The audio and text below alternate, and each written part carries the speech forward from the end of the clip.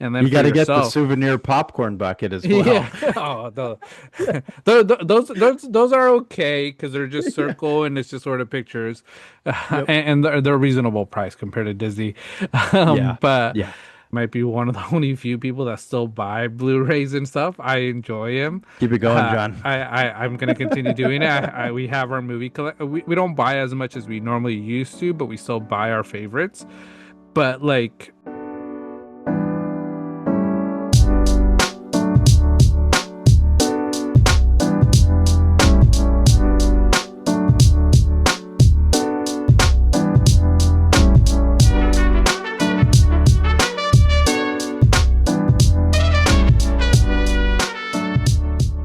Welcome back, everybody, to another great episode, episode 60 here. Got myself, Tim, and John. You are back at the bar with Banter on the Rocks this week. Grab a drink, kick back, and let's talk wild takes and good laughs.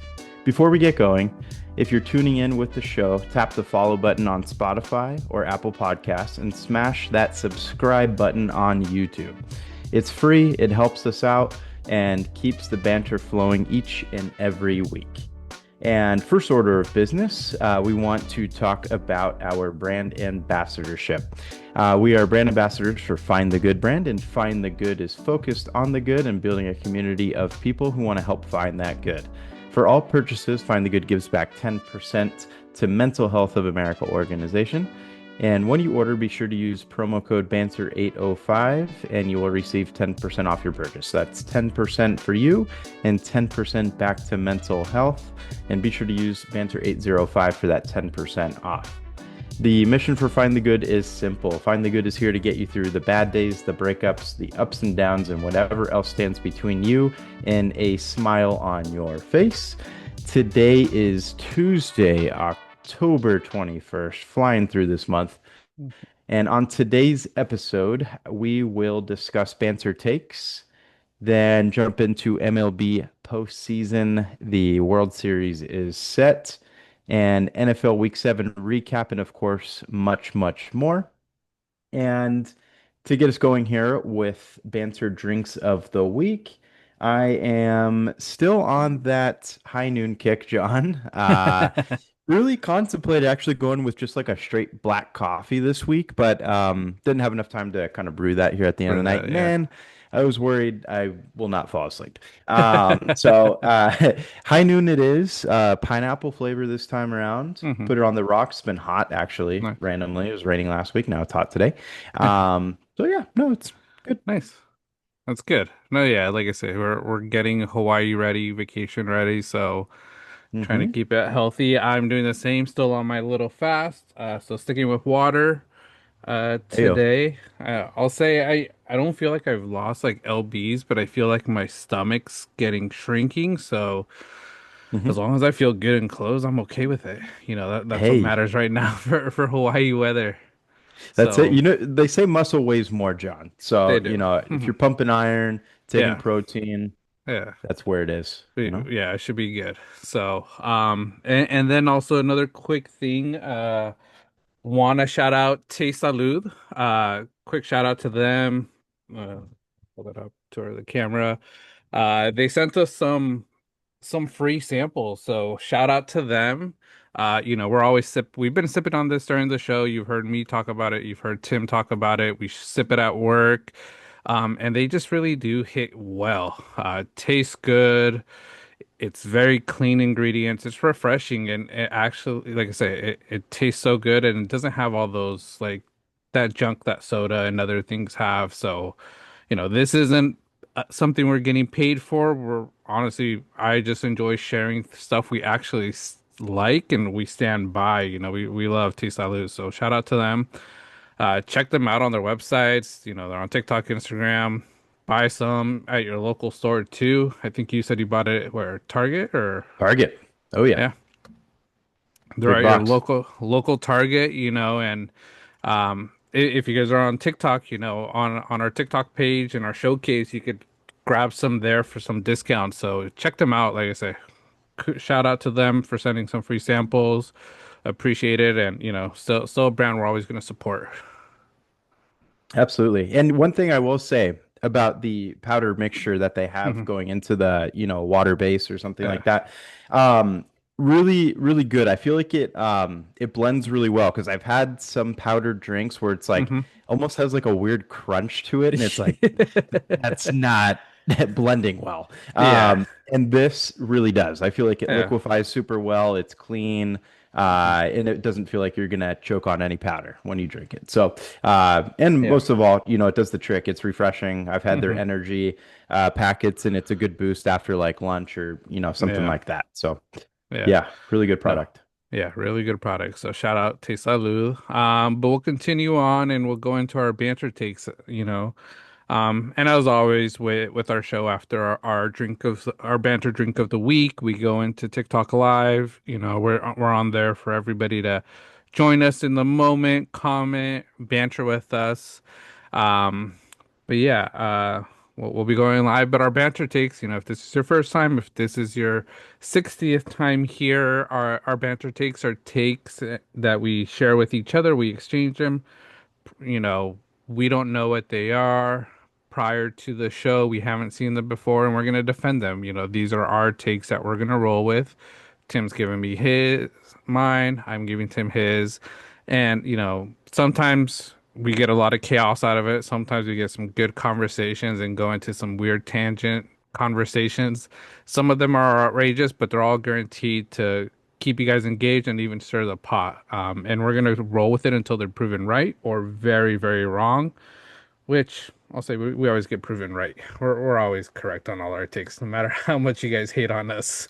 Yeah. um, Even if deep down, like something has proven it maybe half or partial incorrect, we don't back down. We're gonna yeah, keep it going. We live by these and it becomes our takes, yeah. you know? Yeah, so I'm gonna log on to live. There's Tim, Accept. and we'll start. So, the heist of the Louvre is the most significant heist in modern history. Yes, I was gonna give you a take like this, but I felt like you were gonna bring it up because you discussed Yeah. it first with me. Yep.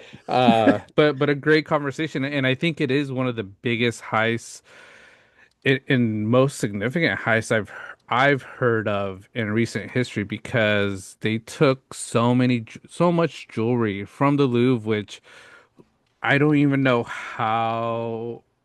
When I heard about it, when you shared it, at first I was like, "This must be AI." I don't think it really happened, Oh yeah. um, but it actually did happen, and it's like, how crazy is it that they took so much stuff without getting caught? I was reading into it a little bit. Uh, the jewelries they took, it's insane, and I just don't know how it happened. Like the security at the Louvre, I've always thought was A plus, like Secret Service type things. Hmm. But I don't think it is. And what the French are doing, what they're gonna do. I read somewhere that this jewelry is already lost. I don't think they're ever gonna recover it. Um, and it's just insane how it really did happen. Because I saw that it was a repair truck lifting up to the second floor window. They smashed the window, or they didn't even smash the window. I heard like they cut like a I think circle they out of cut it, it. and Yeah. then they Yeah. pushed into it. Alarms went off and like I said, this was broad daylight. Most of the time when you think of a heist of this big magnitude of jewelry, it would happen at night when nobody's there, maybe just two security guards. But this is when everybody was there. Um, so it's really crazy, how this happened. And also I'm curious how this is gonna change these type of museums that have I can't call it priceless because there is a price to it, someone could pay a certain amount for all of this stuff. But like these artifacts that are so expensive that they could just be stolen like this and never recovered again. It's absolutely insane. Yeah, no, it's a new article just released Mhm. uh, issues that all of the articles of jewelry stolen will be valued a little over $100 million. Just an outrageous number. Yeah. And you already mentioned it.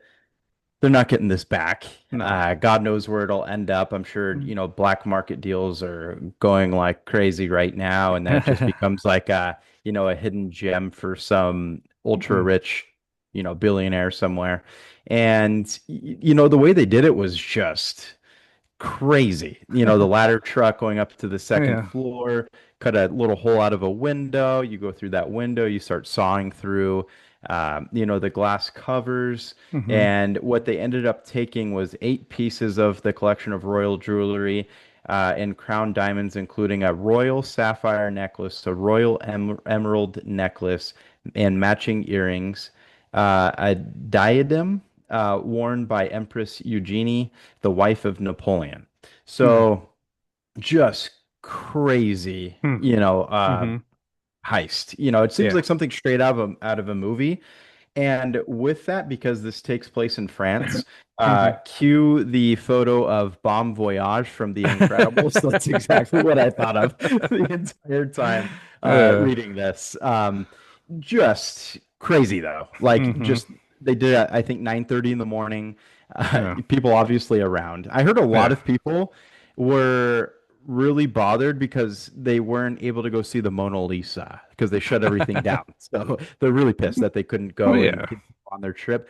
But on the high side, it's like I was there when This arguably the happened. greatest heist of all time.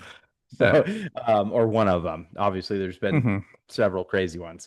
But yeah, I wonder what security detail really entails for this place, housing hundreds of millions of dollars of, just valued Yeah. items within here. They made it seem really easy. I think they did it all within 7.5 minutes, I Hmm. think is what it Yeah, was. I'm seeing that 7 minutes. And then they got away on electric scooters. Just, Is it scooters? I heard motorcycles are like bikes or something, but I didn't know what kind of oh, bikes. okay. But it could have been electric scooters the way it is France. Scooters A sound Zespa? hilarious. A Zespa? A Vespa, whatever. What is it? Zespa? Max, Vespa? Vespa. Something? Yeah, yeah, yeah. Vespa? Yeah.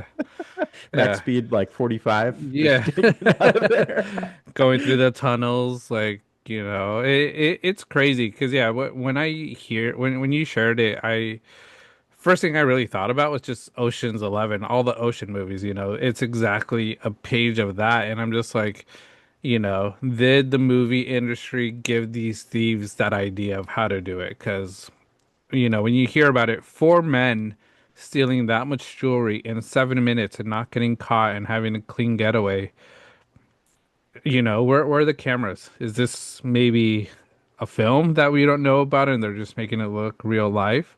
Because if it is, it's the most elaborate movie making ever. Yeah. Well, Hollywood's looking for new ideas, right? Yeah. Here it is, live action. And then, a month later when they're done Hmm. filming, gotcha. Yeah. It could be. Here's the stuff back. Yeah, no, that's absolutely outrageous. And it kind of Yeah. makes you think like, do they have plans to hit up other places? What Hmm. are the security details, doing Hmm. and, other, high profile museums? No. Just kind of, I'm sure that it sounds the alarm for everyone, Everyone, yeah. in surrounding areas. But yeah, man, just crazy getaway, Mm. crazy it happens. And then just, I don't know, the time of day, it 9:30. Yeah. But that was like one of the questions I was gonna ask you with this, because I was like, if we don't have it as a hot take, it was just a conversation I wanted to bring up is there something more behind this? Because like I say, the time of day, it just is so weird. And it sort of reminds me of the other guys. Remember when they were stealing, I think it was a jewelry place, but there was another heist going somewhere else and it was distracting, Oh yeah. based Hmm. off like what we're doing. It's based on this is a comedy, like, so it's just outrageous thought. But what if that's what this was? Like, there was a heist going on at the Louvre, and because there was so much attention there, there was other things going on elsewhere that nobody knows about yet because it hasn't even been figured out. Valid. Yeah. Imagine Hmm. somebody sold the Eiffel Tower. No, Imagine sorry. the Uh, blueprints. makes you think, is it all just a distraction? Yeah, I feel like we Mhm. could say that about a lot of things these days too, is, where's this a distraction from? Is this, was there some AI Atlas news? I think there Mhm. was some AI Atlas Yeah. news. But nothing super interesting. I think they're just calling it a comment now, Yeah. unfortunately. But but yeah, it's a great point. Especially the time of day, it brings more Hmm. attention than like something in the middle of the night. You're not sounding alarms. Maybe Hmm. that's another thing too, is the alarms were off. Maybe it's just, they'd rather deal with the security that they knew was there versus what the alarms could, Hmm. have in response, I guess. Yeah. I don't know. I could be totally off with that. I'm no heist person. Um, but yeah, it's super crazy. I've seen stuff on the Louvre, right? Hmm. Previously. It's the pyramid. Do you go down into the pyramid and then there's like an upstairs portion too, or just that Mm. triangular prism? It looks like something that like that's the top of the building and the rest is underground for some reason. I think there is some stuff under the Louvre. I've never been to it. It's something I would say probably a bucket list thing to sort of go visit. Okay. Um, but yeah, I know it's just a centerpiece of what that whole museum is. Um, but Yeah, no, yeah, it looks like I'm not actually sure. it's probably just a glass pyramid Yeah. and everything else is inside and it looks like you probably just go stand in there. But I always thought like, if you're gonna house a lot of things, it'd be kind of a good idea to like throw it underground like that because then you Hmm. can't use like, well, I guess Ocean's 11 used that tunnel thing and then, Yeah. dig a hole. Yeah. You never know. I It, don't it know. it's crazy. Like I say, it's a crazy thing to do it. And like the other thing I sort of heard about this that I'm sort of curious is there's a lot of jewelry at the Louvre, and they stole a lot of big things. But they didn't steal the biggest diamond, the Regent diamond, 140.64 carats diamond. That was right there just for the taking. That's worth 60 million euros by itself. So I think that's close to like 90 million US around there. I don't know my exchange rates accurately, but like why not steal that diamond? Because with a lot of this stuff that they stole, they can't sell it on the black market that way. What they're gonna have to do is they're gonna have to break it down. Break the pieces down into different jewelry. Any type of diamonds, you have to recut the diamond so it's not the same diamonds because there is like ways you could track where that diamond comes from and make it pretty new without papers or forged papers for these diamonds. Hmm. So it's gonna take a while for them to sell it, and like I said, they're gonna make a pretty penny, but not why not steal a 140 carat diamond that you can make multiple 10 carat rings? Yeah, no, absolutely. Yeah, the most valued possession that they didn't go for. I also heard a rumor that they dropped something on their way out. I don't know if that's true. Have you heard Yeah, about that? they dropped the crown. It was a crown that had like 180 diamonds. I think it got dented a little bit. Um, but yeah, they lost out on the escape. It fell, and that's the other thing. How's that fall? Like, how do you not secure Mhm. your You could jewelry? you could just wear it. Yeah, you can.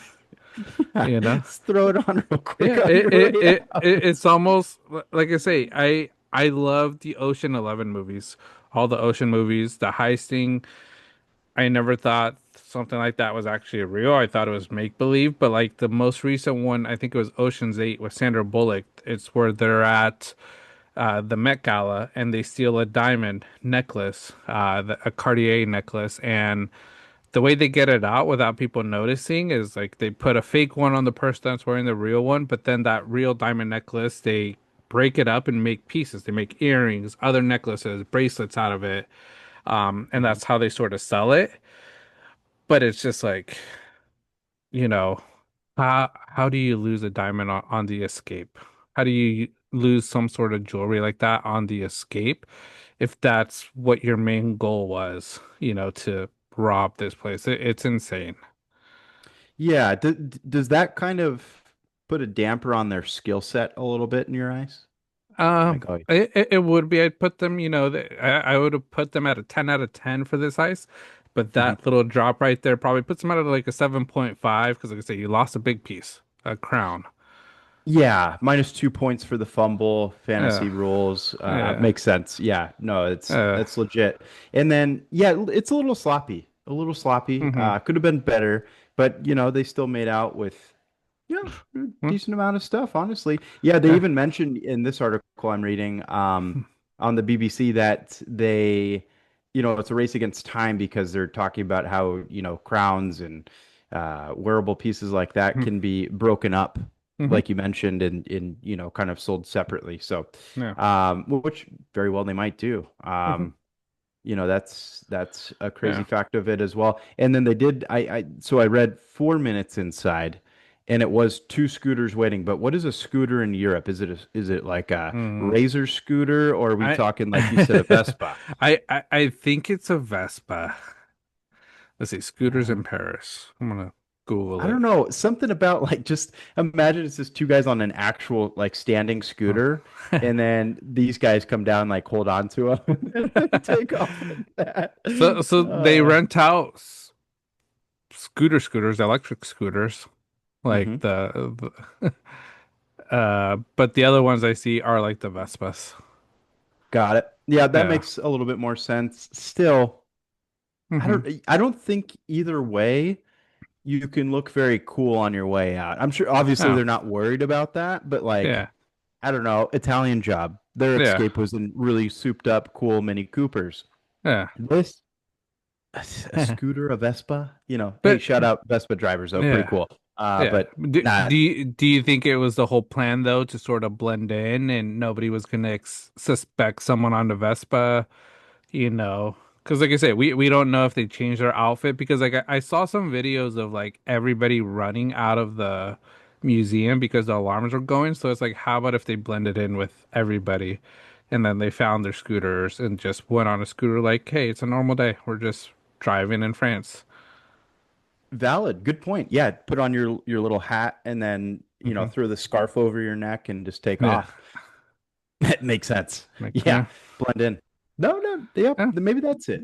It's Yeah. it's a better way to blend in. I Yeah. don't know the scooter scene in France, but I'm sure it's spectacular. I'm sure It probably I'm is. sure a lot of scooter riders over there. Yeah. Yeah. Yeah, The Vespa is a popular mode of transportation in Paris, France, and probably I'm all of sure France. narrow roads, right? Yeah, Um, yeah, nobody's riding that F-150 through there. yeah, yeah. Um, So yeah, but yeah, yeah, it's crazy that it happened in modern time. It's crazy how ballsy these thieves were because, like I say, broad daylight took 7 minutes. It's a scene from a movie, So reading into it a bit, I was just like, that is insane. Like I said, not condoning stealing or being a master thief, but kudos to them for making it happen and not getting caught. Because I would have expected them to be caught within a day. Just the yeah, way security and how big the Louvre is, I don't think they would have gotten away. But it looks like reports are showing that they're probably going to get away with it. But yeah. who knows? You know. Yeah, and they took a at least I can't say this 100%. And again, like you said, not justifying theft, Yeah. but nobody killed, nobody Yeah. injured in this incident. So they went there, Yeah. got what they wanted and bounced. So, Yeah. you know, Yeah, I'm curious if this is also going to cause more people to be ballsy and try to steal stuff, like do these ah, big heist things. Las good Vegas, be point. careful. You guys are already losing money. It's probably easy to do that right now in Vegas, the way the tourism is.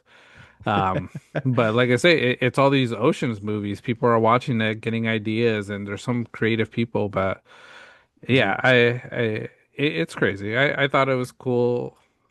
I hate to say cool because it sucks that these pieces of jewelry were stolen, but Right. insane that it actually happened. They got away with it. And the jewelry heist happening. Yeah, I always think back real quick with Ocean's 11 with when they did the montage of how far Hmm. previous thieves have made it Oh out yeah. the front door to the front door. Yeah. One guy like gets to the driveway and that's the furthest anybody made Yeah. it. Um, I wonder how it is because this is part of our takes in the past, and I don't think we've been proven wrong on it. How it is with empty casinos trying to get away. It seems like just a lot of staff available, easy to be Hmm. spotted. Yeah. Just nobody's there, and you easy. Yeah, I like I say, I don't think it'll ever happen in Vegas because there's so many cameras, there's so much going on.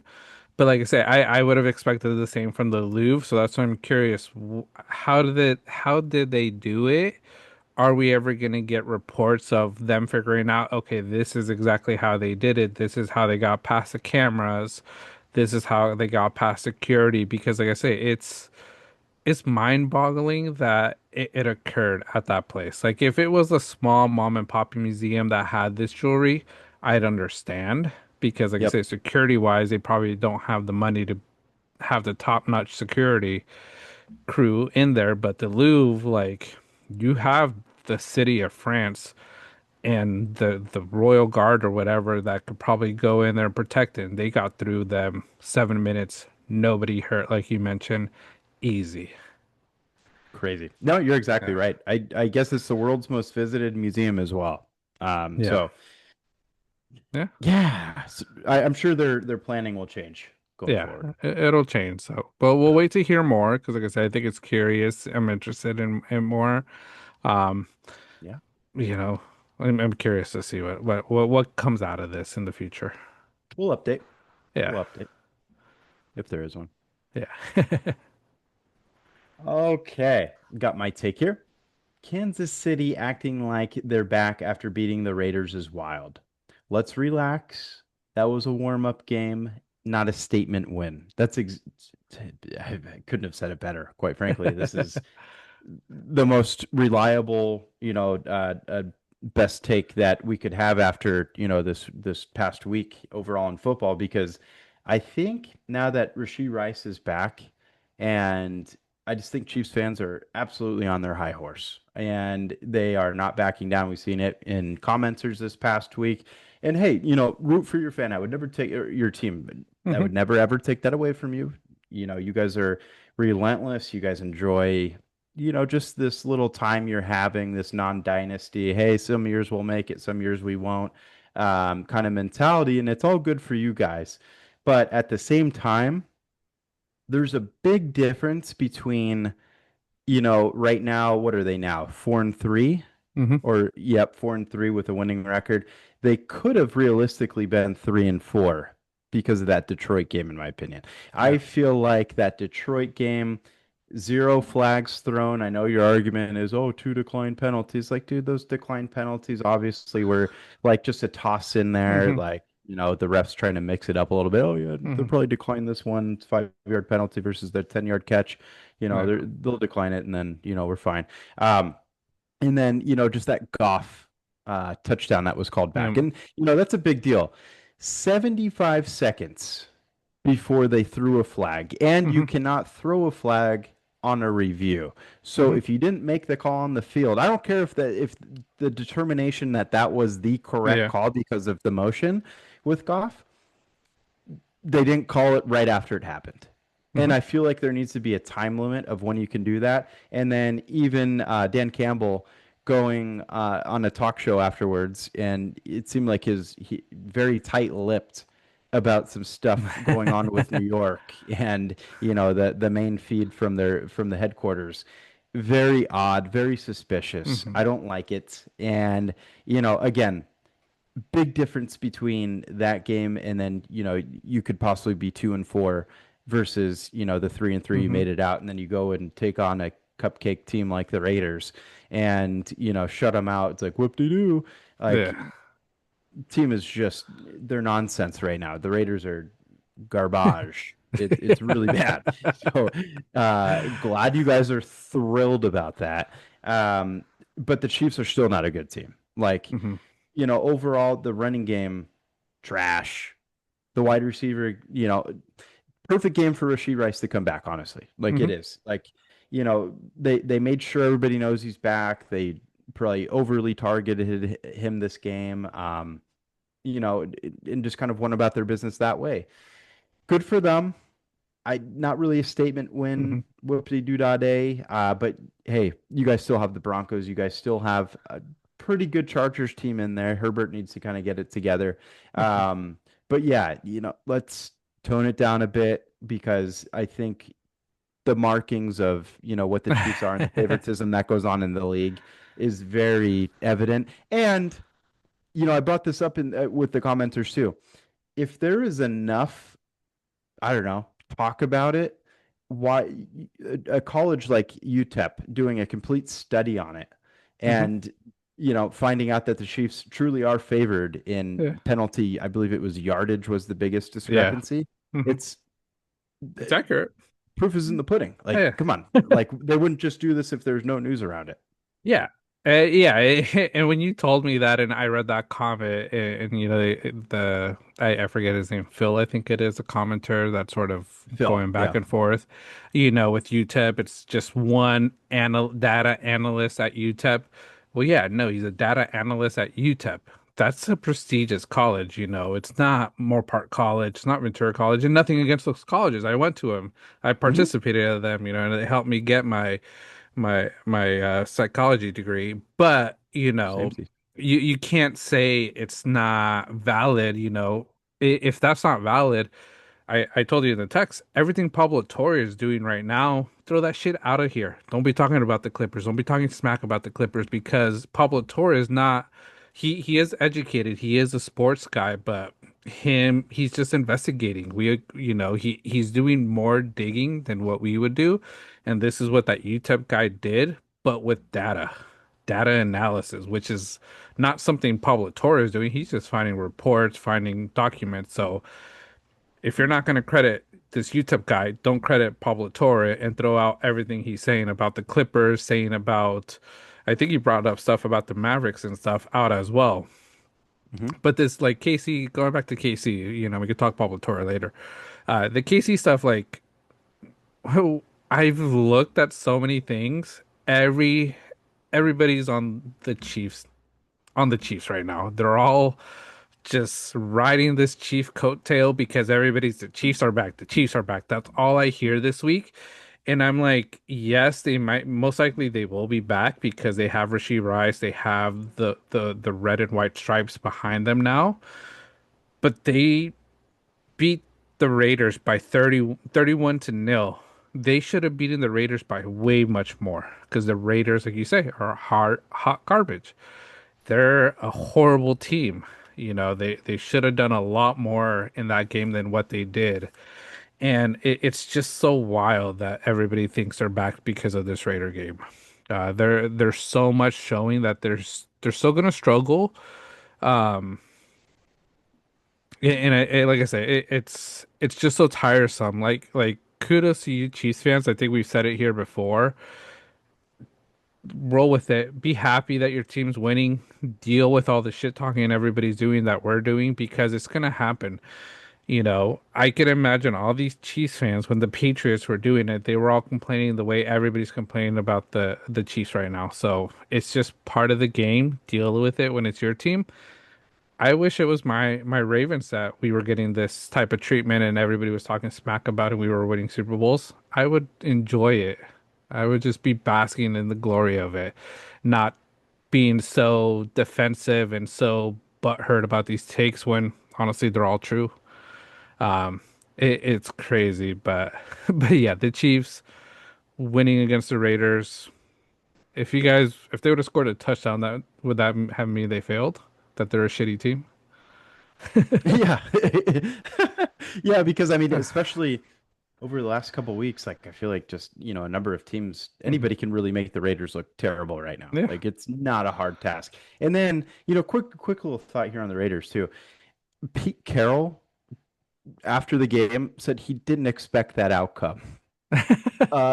Uh, Pete, I think everybody in America expected that outcome, like Yeah. just the way you guys are playing. Hmm. Geno Smith alone. Come on. Yeah. And a big reference item here, John, that we've brought up in previous, discussions surrounding the Chiefs. And, we had takes preseason that, the Chiefs weren't going to take the division and, the division is Hmm. a lot stronger now. And from So that study by UTEP was completed between the years of 2015 through 2023. I think they analyzed Hmm. like 13,000 different penalties thrown, and I think it goes Hmm. through playoff play as well, and it just shows large favoritism towards the Chiefs. And I guess a big study around it was financial pressure as well. Hmm. Obviously, you have big names. Travis Kelce with Taylor Swift now is just they want to ride the ship. Like we talked injuries last week, and injuries playing a big role into why they're Hmm. pushing the Chiefs narrative once Hmm. again, because it's a story they can hang on to, because there's just no other narrative to push at the moment. Like Hmm. Josh Allen isn't really being that successful with the Hmm. Bills, this so far this year. They're not really a bad team. It's just they're Yeah. whatever, because there's not a whole lot surrounding. But if you have a tandem of Pat Mahomes and Travis Kelce, it's going to garner a lot of attention. Hmm. And with that, I just a humongous talking point, because the AFC West is complete garbage in the last 10 years. It is just terrible. And this proves it. And this is not just one team like, oh, beating down on the division or the team, Yeah. like, or the conference in general. No. So over the last 10 years, we'll start from the bottom. The Broncos are in last, 73-92 record. Hmm. The Chargers are in third, 79-86. The Raiders should, this is weird standings, but the Raiders 72-94. So they are the worst. Chargers would be second. All under 500 records over the Hmm. last 10 years. The Chiefs 126-39. Hmm. They play 6 games every single year against under 500 team on Hmm. average. Yep. I'm sure any other division would love the Yeah. opportunity. Like the NFC East at times I feel like can be a little mediocre. Or the NFC South, I should say, the Hmm. with the Carolina, but they've had more promising moments in that division than anybody outside of the Chiefs in the AFC West. Yeah. Garbage division. Hmm. So it's like they're riding their coattails, and it just coincides perfectly with this win over the Raiders. They're riding their coattails on garbage victories. Hmm. Yeah, no, we've talked about it, and people say like, oh, the the Chargers are good, the Broncos have been good. They're good for like a year. They make one little run, but they're not overall like within like you just shared it within 10 years. They're sub 500, below 500 teams at times. The Raiders haven't been great. So it's like of course they're getting six easy wins most of the seasons.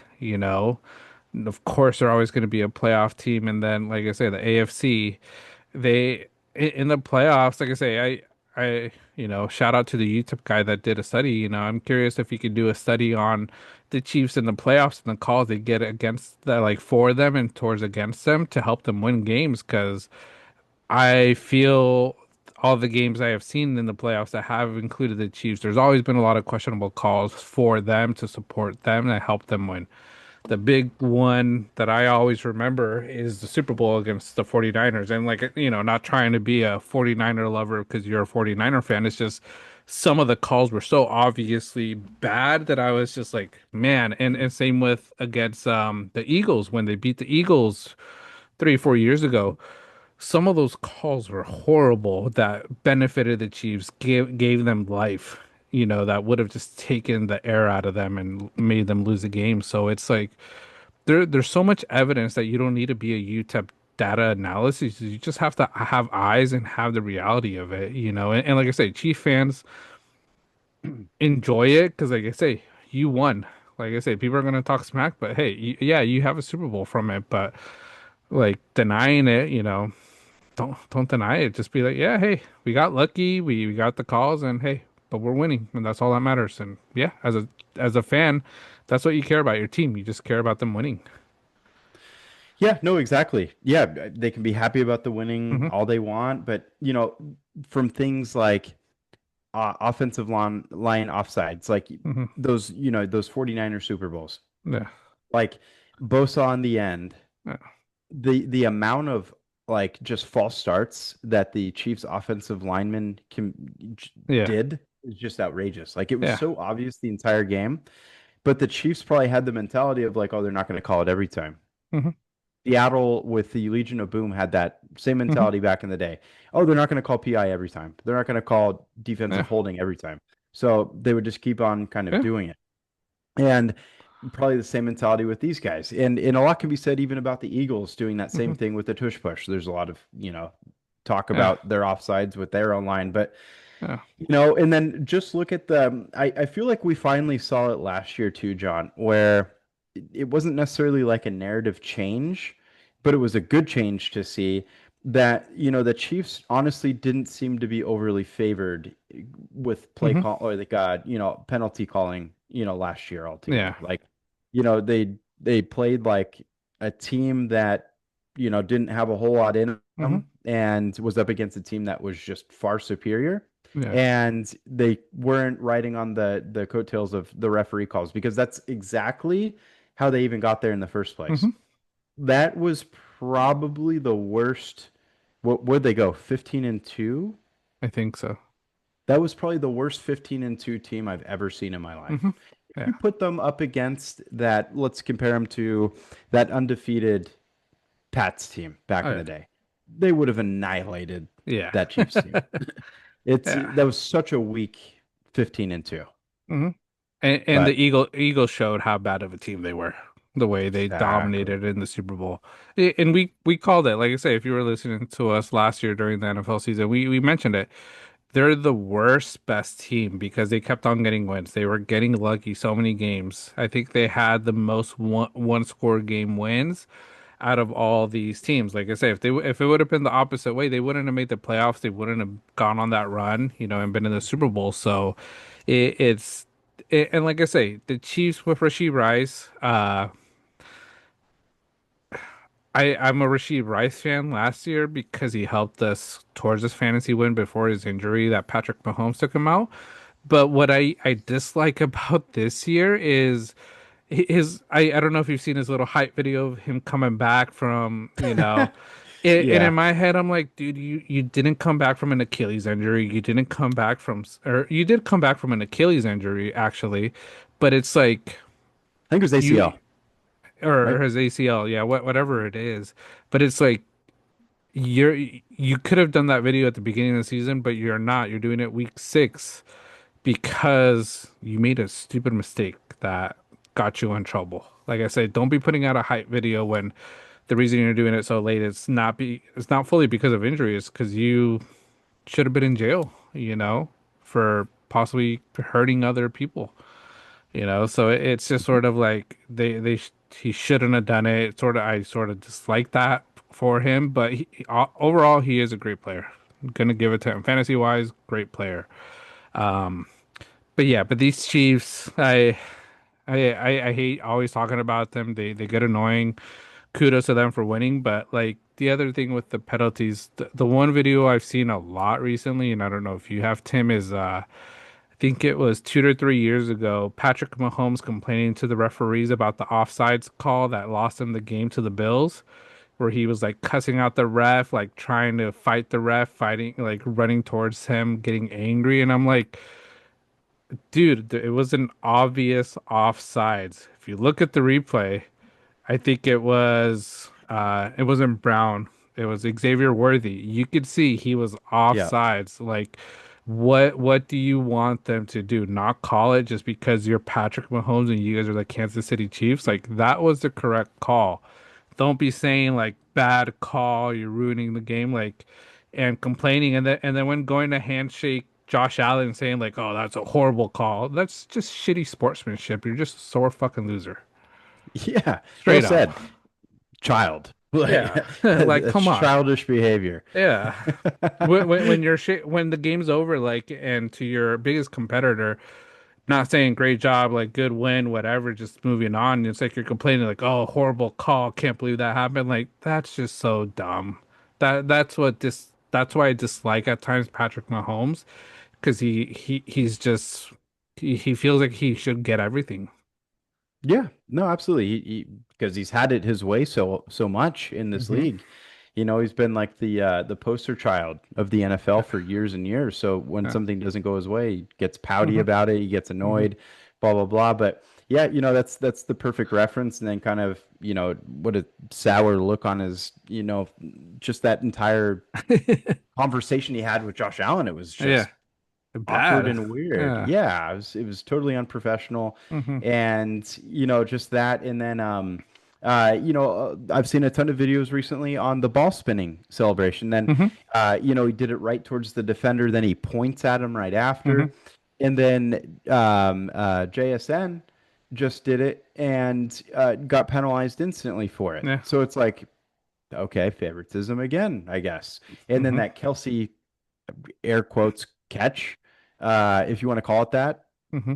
And so you call that an incompletion, or you call that a completion, but then Hawkins is you call Incomplete. incomplete, Hmm. which looked like more of a catch. Probably still not a catch, but it looked like more of a catch compared to Yeah. Kelsey's. Like, Yeah. I don't know, man. It's crazy. And I'm happy Nah. Phil brought up that Vikings game too. I wasn't going to bring Yeah. go that even that far, but thanks, Phil. You brought it up, and Yeah. that you want to compare catches too, not just Yeah. penalties. That's fine. Um, Yeah.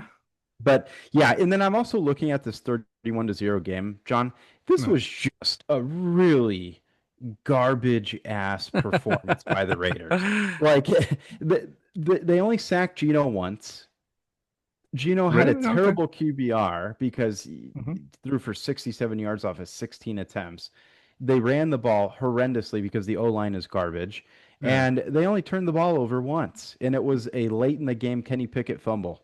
Yeah. So it's not like the defense was overpowering. Hmm. I don't know, man. It just Chiefs, congrats, I guess. Hmm. I, I don't know, but that Yeah. run game isn't going to make it far in the playoffs. No. No, they have some promise with Smith, I think, if he could develop into a great catch back catching running back. Uh that could be a bright spot, but the running game so far, uh I could see them trying to make a move for some of these big name running backs, Alvin Kamara, one of those Yep. names, but I'm hearing Alvin Kamara doesn't want to go anywhere. He wants to stay in New Orleans. Yep. Um, but like I said, there's going to be people selling, and Chiefs are going to be buyers because they know they still need to improve that team to possibly make that playoff run, Hmm. for another Super Bowl. So, um, we'll see. But yeah, your take. People so excited about the Chiefs week 7 win against the Raiders. Just calm down. Let's relax. It's not. This is your warm up. Next week is another warm up, I think, for them against the Commanders with possible no Jaden Daniels, no Yep. Terry. Let's see if Debo's out also. It's like it's another game that if you guys let them score one touchdown, you guys just suck because you guys should be dominant. Um, yeah, Buffalo at Buffalo will be a yeah, better game. And then they go to Denver, yeah, and then they have a really good Indy team and a good Dallas team. So they'll have a tough stretch yeah. after the Washington game, Hmm. and I'd love to see their positioning after that. And I also am curious about what kind of penalties they're going to get in favor Hmm. with these big matchups because clearly Yeah. they've already gotten them in big games. Yeah. Yeah. So we'll continue seeing. They got another week to warm up and then it'll start getting a little real for them and we'll see what kind of team they actually are. But like I say, next week they're probably gonna win by so many points and they're gonna be like Super Bowl favorites, Super Bowl bound. Um I'm still gonna in my opinion, slow your horses. Like I say, you're doing it against these poor teams with Rashid Rice. Let's see how you do it when you go back to the Bills, these other big name teams. But like I said, also all the commenters, all these sports channels, everybody's saying Chiefs are back, Chiefs are back, they're unstoppable, Super Bowl favorites. It's like it's the Raiders, you guys. Come on, like yes, they should. They played the script the way they should have. Nothing surprising. Not at all. Yeah, no, it's I think again, Pete was the only surprise one. Yeah. Yeah, Yeah. he's a little old, so he might just be thinking it's the old Chiefs from when he was in Seattle days and not remembering Patrick Mahomes and who that team was. Yep, exactly. Yeah. Uh, Yeah, I mean, congrats. Yeah. Congrats.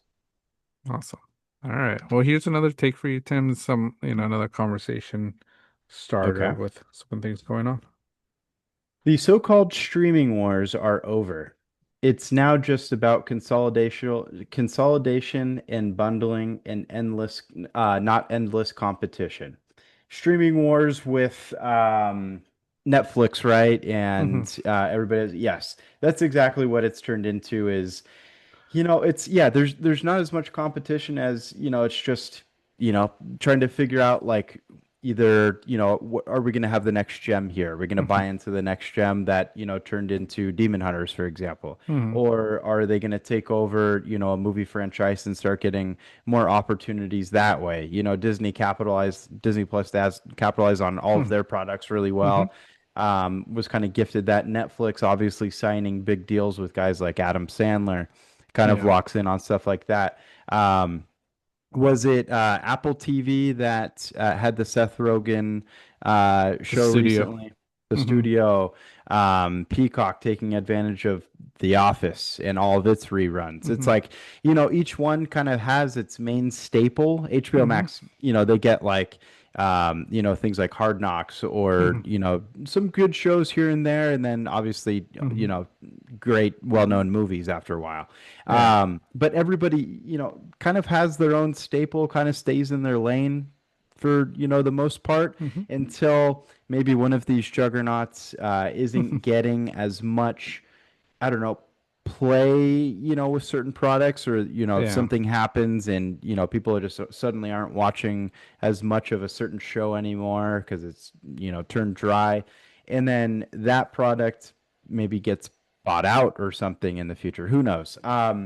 I would, I think they're too much of a juggernaut that we probably wouldn't really ever see that in years and years. But um, you never know. But yeah, no, it's the streaming wars are pretty much non-existent. I don't really Hmm. know if there's anything that could really reignite it at the moment, unless one of them starts some new trend that, Hmm. oh, that show's a really good idea. Well, let's come up with our own Hmm. version of it. But then typically, if you start doing stuff like that, the other version of it is just crap.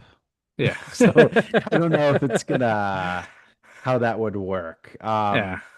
But hey, it's good. I feel like it's good for us as the viewer. Problem is all of the streaming prices Mm. are pricey right now. But it's good to have a good product on each one. Yeah. Yeah, I think it's totally over like the wars where they're really competing trying to get viewers. And it is about consolidation because like with Disney Plus, I think they still have ESPN Plus, but they sort of just bought out Hulu. Hulu is going to be non-existent and it's just going to be part of Disney Plus, So it's sort of and Hulu used to be one of those competitors, So it's going to be these small companies. I think, Paramount Plus could be a possible next one that sort of combines with either like Netflix, Disney, or even HBO Max, because it's like it's not about who's going to have the better product. It's how are we going to get our revenue? How are we going to get our money? And that's going to be combining with one of these big companies. Hmm. Because like I say, because you see it also with like NBC. NBC, I think is full Peacock. Uh, what is it? ABC, I think is like Disney and Hulu. Hmm. I forget. CBS is Paramount Plus. So like I say, all these cable companies that because cable is pretty much done if you don't have YouTube TV or I forget the other ones that are out there, but like I say, cable's pretty much dead. It's all Hmm. about streaming. So these other companies, are going to start collaborating with these streaming companies, and it's about just bundling all these products and stuff that is going to make someone want to go buy their product and subscribe. Because like I say, I just got an alert today. My HBO is raising $2, and I'm just like, what the hell? Another $2, and it's Right. just going to continue happening. Yeah, for sure. I think just the price increases, much like we talked last week with, Hmm. Disneyland ticket prices that are just going to continue to be jacked up until they reach a point where just they lose enough viewership that people Hmm. don't want it anymore. And the problem is cable TV is non-existent these days. Yeah. Everything is just streaming, and it's another thing does come to mind here though i- is streaming going to get to that point where, the point where movie theaters just, like, I don't know, like, are they going to sign more of these big wig actors onto mega deals and then just release it straight to streaming? I think we've talked about this briefly Hmm. before, and you had a good Yeah. argument that, that's not going to happen and movie theaters Yeah. will stay in place. Yeah, I don't think it's gonna happen, but I think and it was another take in something I sort of read about. I forget where I read about it, but it was sort of gonna be a possible take for you. But the success of a movie is gonna be based off how they do in theaters, but it's not gonna be fully on theaters. Like I say, right now, Tron Ares, and this is just an example. I don't know if it'll be successful, but it was a box office flop, not a Hmm. great success in the movie theaters. But when it comes out into streaming on Disney Plus or wherever else, if they get a lot of downloads and a lot of views where it's making them money, it has to be considered a success because that means they're still making money off of that product. So it's always going to start off in the theater, but how we measure success for movies is going to be the streaming piece after. Because like I said, that's where a lot of the money comes after the movie theaters because I don't think many people are buying DVDs. I think I might be one of the only few people that still buy Blu-rays and stuff. I enjoy them. Keep it going, John. I'm gonna continue doing it. We have our movie collect. We don't buy as much as we normally used to, but we still buy our favorites. But like, there's a lot of stuff on streaming that we watch, and it's like that's how I think this movie TV industry is going to start measuring. It's like if you're a success in the box office, all right, you're 50% there. But if you're not successful in streaming, you're going to be considered a fail because you're not getting the views after the big show. But if you're getting 100 million views after, I think it's gonna be considered a success. That's why I want, ever since I read that, I've been meaning to look up Elio because Elio was a box Hmm. office flop. But like I said, I saw it in streaming. I enjoyed it. I didn't mind it. I liked it. I've watched it, I think, twice with Keanu. He's enjoyed it a bit. I Hmm. know you mentioned Theo saw it at his daycare and he liked it, and Yeah, it's a yeah. movie he might want to continue watching every now and then, and that's going to show the success of a movie. So that's why these streaming wars I think, are over as well because they're they're they're collaborating with these big pictures, Warner Brothers, Hmm. Paramount has their Paramount movies. HBO Max, I think, is Warner Brothers. Universal, I think, is Peacock. So it's like they're going to be releasing their movies on their streaming platforms. And if it gets the views there, it's going to be considered a success. So that's why I still have hope that Tron Ares does well once it goes to streaming and we get future movies that we deserve because there's a lot of us that want to see more Tron movies. Oh yeah, for sure. Yeah, and I think I'll definitely contribute to the metric once it does release to streaming. Yeah, because some movies are just, bound to do a lot better that way. And, Mhm, just not, maybe they didn't get the hype that it deserved, mhm, and was out in theaters at a time of year where there mhm, may be too much competition, time of year where people don't really think about going to the theater or something, mhm, all of those factors can really play mhm, in. Then obviously the convenience of home, watch when you want, watch it at mhm, your own pace will help that. And then I have mhm, a follow-up mhm, question for you too, John, on this. mhm, So if the metric continues to where streaming is based off of, the value and the success of a film, mhm, do awards factor in that same way? Or is there a stopping mhm. point after the box office for awards? I think they will eventually.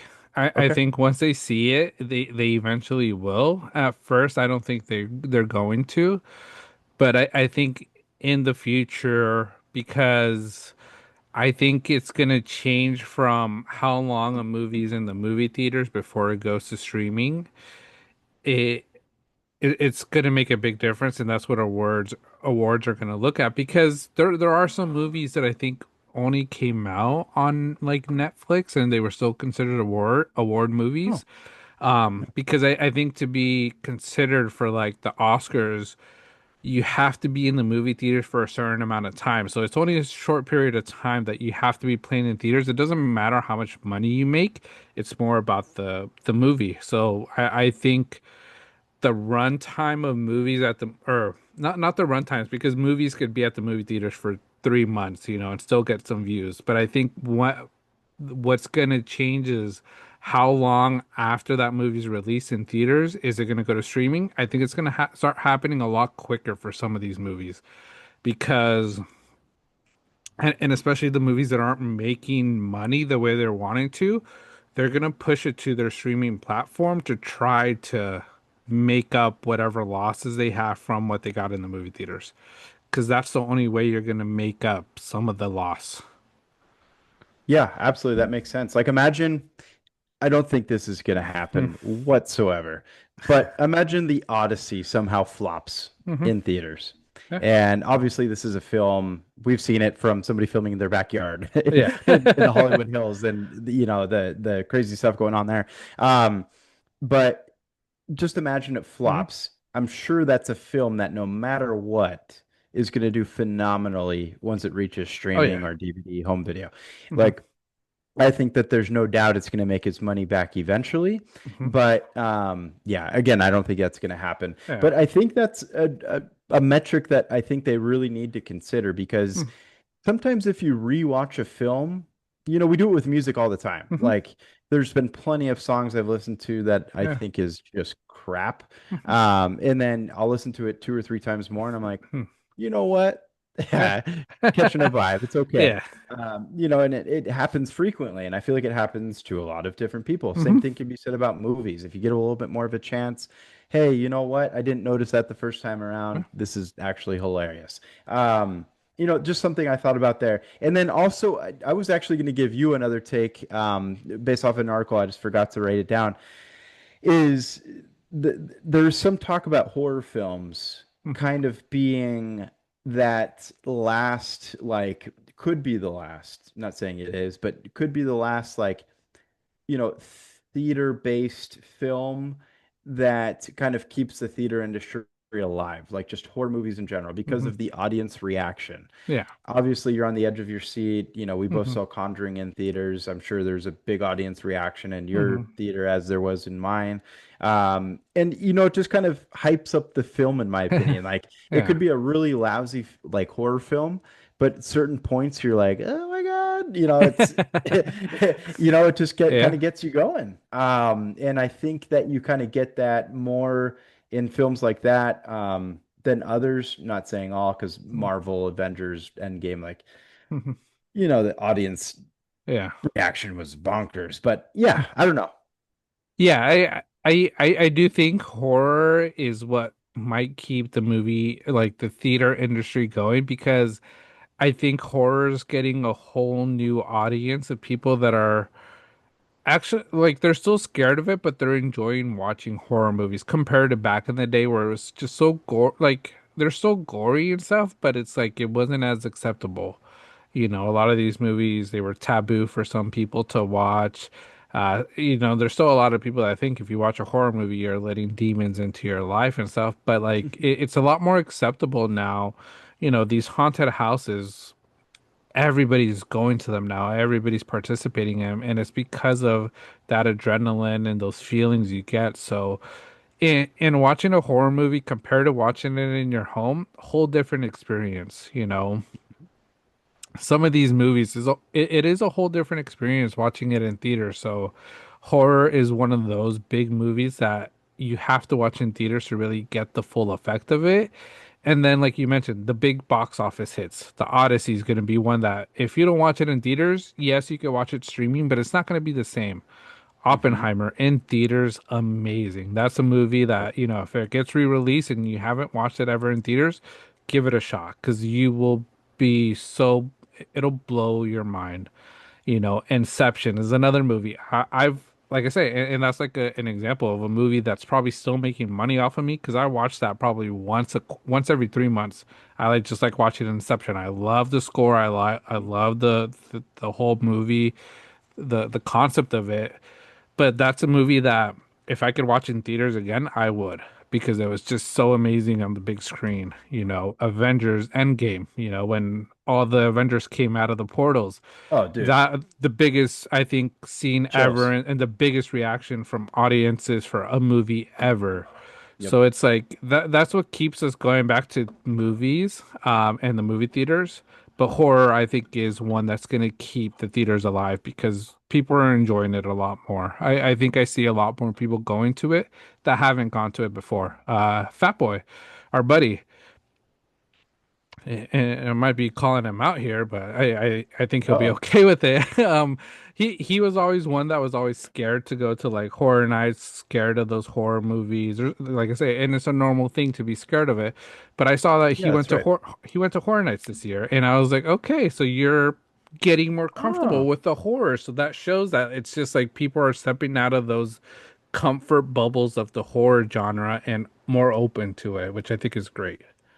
Yeah, no, absolutely. I we should just have the take as a pod here that just make horror films, horror activities, haunted activities good year round. Just make it year round. I think it's Hmm. acceptable at this Yeah. point. Like, Yeah. there's I feel like if you're comedy's great, as Hmm. well to kind of put you in that mood. But if you're looking for something like you had a lousy day and you put on a scary movie, it'll Yeah. get your focus on something else, in my Yeah. opinion. Like it'll Yeah. get you going. But hey, yeah, shout out Fat Boy. Glad you overcame your fears and conquered Horror Nights, Halloween Horror Horror nice. Nights. Yeah. Good. Yeah, that's great. That's Yeah. great. Yeah, just watch out Yeah. for the guys with the that slide and give the sparks off. And Yeah. yeah. No, but Yeah. that's always fun though. Horror Nights is a great time. I've been a handful of times. Never a bad moment. Hmm. One year it was like La Llorona, I remember, and Hmm. there was like an alleyway. She was crying, and the vibes were great. Just a ton of fun. Hmm. They do it the best. They do. You know. They do it great. But yeah. Um yeah, like I said, streaming wars are over.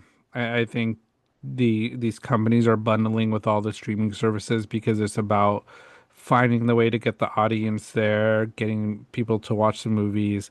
I also think like the other piece sort of with like the theaters because we've been talking about it, not many people go to the theaters as well because it costs a lot of money, and I think that's where streaming is going to benefit from it. Because if you have a family of four to go watch a kids movie, you're spending just on tickets alone close to $15 per person. That's already $60 right there just for the tickets. Doesn't include snacks. I think when you go with kids, you got to get the popcorn, you got to get them a drink, maybe a candy, something like that. And then You for got to get the yourself, souvenir popcorn bucket as yeah. well. Oh, Yeah. those are okay because they're just Yeah. circle and it's just sort of pictures, Yep. and they're reasonable price compared to Disney. Yeah. But Yeah. it's like you have to pay for everything. So to go watch Leo in theaters, you're for a family of four, you probably have to spend about $120. Where you wait for it to stream, you're already paying just $20 on Disney, and you could watch it multiple times. The kids love it. All right, let's play it again. Keep them Yep. distracted, and like you say, you watch it at your own pace. The kids need a potty break, pause it, go use the restroom, go make some food, which is probably healthier than theater food, and enjoy it as a family. Yeah, I mean, in God bless you if you can get your kid to sit through a 2 hour Mm. movie because Yeah. those previews are a long time these Yeah. days too. And the movie, if it's a really good, interesting movie and they're really enjoying it, great. But my kiddos, if it's not that, maybe the first 3/4 of it, they're great. And then at a certain point, they get a little bit restless. We hit pause, Mm-hmm. reset a little bit, come back to it. Um, and you just can't do that in the theaters. Hmm. I remember Moana, Moana 2, we lasted, I think, like a whopping, I don't know, 20 minutes. Got a refund. Kiddos, I think Theo wasn't having it, and then our daughter Ariel saw that reaction was like, I'm not feeling it either now. So turned course and yeah, got a refund though. But it happens, and I think just the comfortability of streaming helps, families with really young kiddos. Mm-hmm. Yeah. Yeah. So, like I say, streaming wars, I think they're over. It's about just the products they push out, who they're collaborating with, who's under their umbrella. Because, like I say, all these movie studios are under one of these streaming services Hmm. and collaborating with them because that's their exclusive rights of who's releasing. Because I think a big release on streaming, it was last year, or it probably came out this year, but when Wicked was released, Peacock, they were always promoting that it was going to come out on this day, and I think when it happened, everybody was watching it. So on a Hmm. Peacock, so it's like streaming. That I think that's the route they're going to take. No doubt. No doubt. Yeah. But yeah, no, they're over. Everybody's kind of getting their Hmm. slice of the pie. Yeah, no, for sure. But yeah, those are our banter takes for today. As always, with our takes, agree or disagree, let us know in the comments here on TikTok when we post the clips or even our full length show, on YouTube, Apple Podcast, Spotify. Leave those comments. Let us know what you guys think. And we'll move on to just discussing a little bit of week 7 of the NFL. First shout out, Tim. Great pickups for our fantasy team. We came up with a Hey. much needed win to our Yeah. injury Pull depleted through. team. Big win for us because it keeps us just close to make that playoff run once all our injured players return. Um, but just team wise, my team was on a bye. It was a good weekend, not really stressing about the Ravens. Had time to think about the team a little bit, and I'm still at the point where if we lose like about the next 2 games, 2 to 3 games, I think it has to be 2 games. I think we do a fire sale still. We build up for the future just because I think it's what we need to do. But if we could win and we're showing promise, I think we're a team to be sort of afraid of because we can make a nice run if we can make it into the playoffs. But like I say, the way we ended before our bye week wasn't a good look. Hopefully I think Lamar Jackson is ready to come back. I think he's healthy. No concerns with the hammy. If he could stay healthy, that we stick to what we do best. I think all we need help with is our defense. Defense is where we're sort of struggling. A lot of injuries on our defensive side. Um, I know they're looking at possible trades to make that run on the defense, but offensively we're okay. Defensively we need support, but I hope we stick to our game script and what we do best because that's the only way we're going to make a run into the playoffs. And like I say, if we can make a run into the playoffs and we're somewhat healthy, we have a good chance. I think we're still a solid team. Yeah, you guys are sitting what, 1-5? Hmm. Is that accurate? Yeah. Still a chance to go Hmm. 12-5. You know? Yeah, and The, and and Bengals beating the Steelers this week helped us a lot for our division. oh yeah. No, absolutely. The division altogether is super winnable. No, Yeah. nobody looks great. The Steelers, they'll end up somehow just being barely over 500 at the Yeah. end of at the end of the year. They'll find a way. And, the Browns, good win against a terrible team this week. Hmm. Um, I think that team will be good in a couple years' time. I think they're making good trends, but I don't know. Same ownership, Yeah. maybe not. But yeah, I mean, competitive like AFC altogether though. Like you guys can hang in there. It's just Hmm. not an overly crazy conference this season. I feel Hmm. like it's NFC is just a lot more stacked. Yeah. And AFC, you guys can make it happen, and you guys got a lot of the players are there. Yeah. It's hopefully it doesn't come to the point of a fire sale, but I get it if it does. Hmm.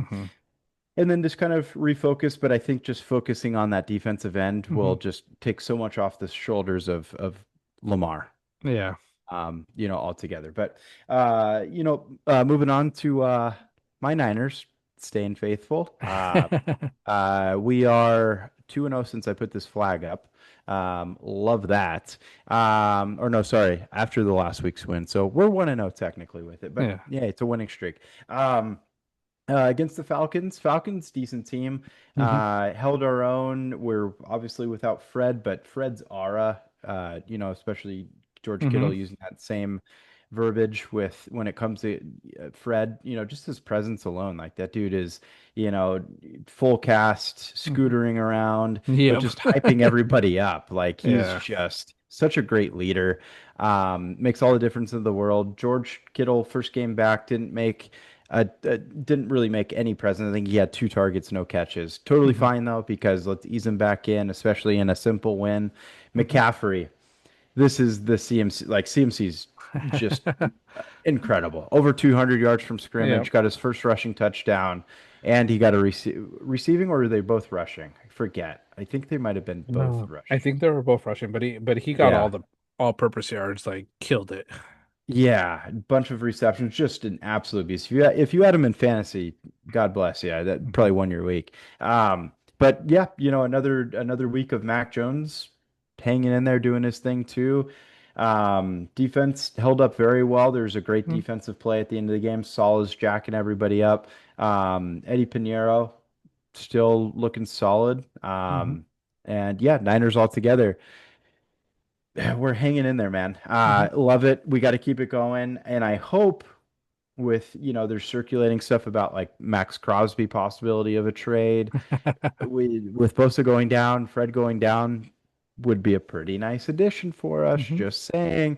Hendrickson is another one out there that could be rumored, but just a nice complimentary piece. I think that we got to be a little aggressive, but Hmm. not be careful with those draft picks because we've had bad experiences with Hmm. previous draft picks in trades. So, um, yeah, give it to a team that is looking to rebuild. Raiders are a Yeah. great example of that. So, Yeah. um, pumped about that. Yeah, no, good, good.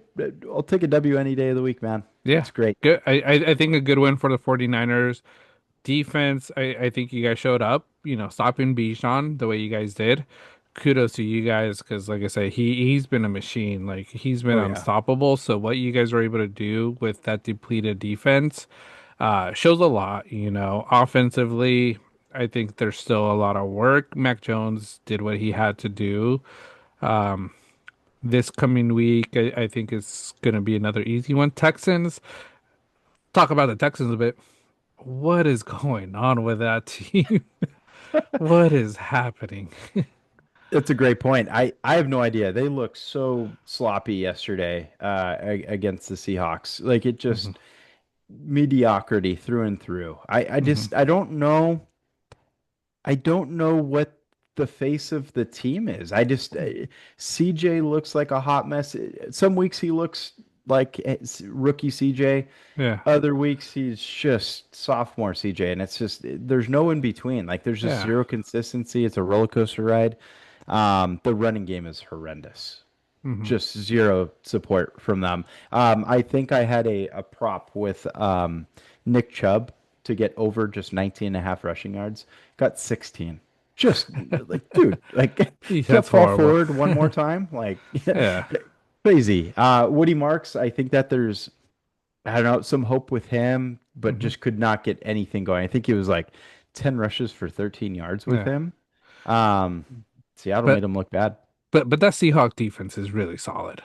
I It is like solid that again. defense. That's a hard defense to run and just play against. They give up a lot, but like I said, the offense keeps them in the games as well.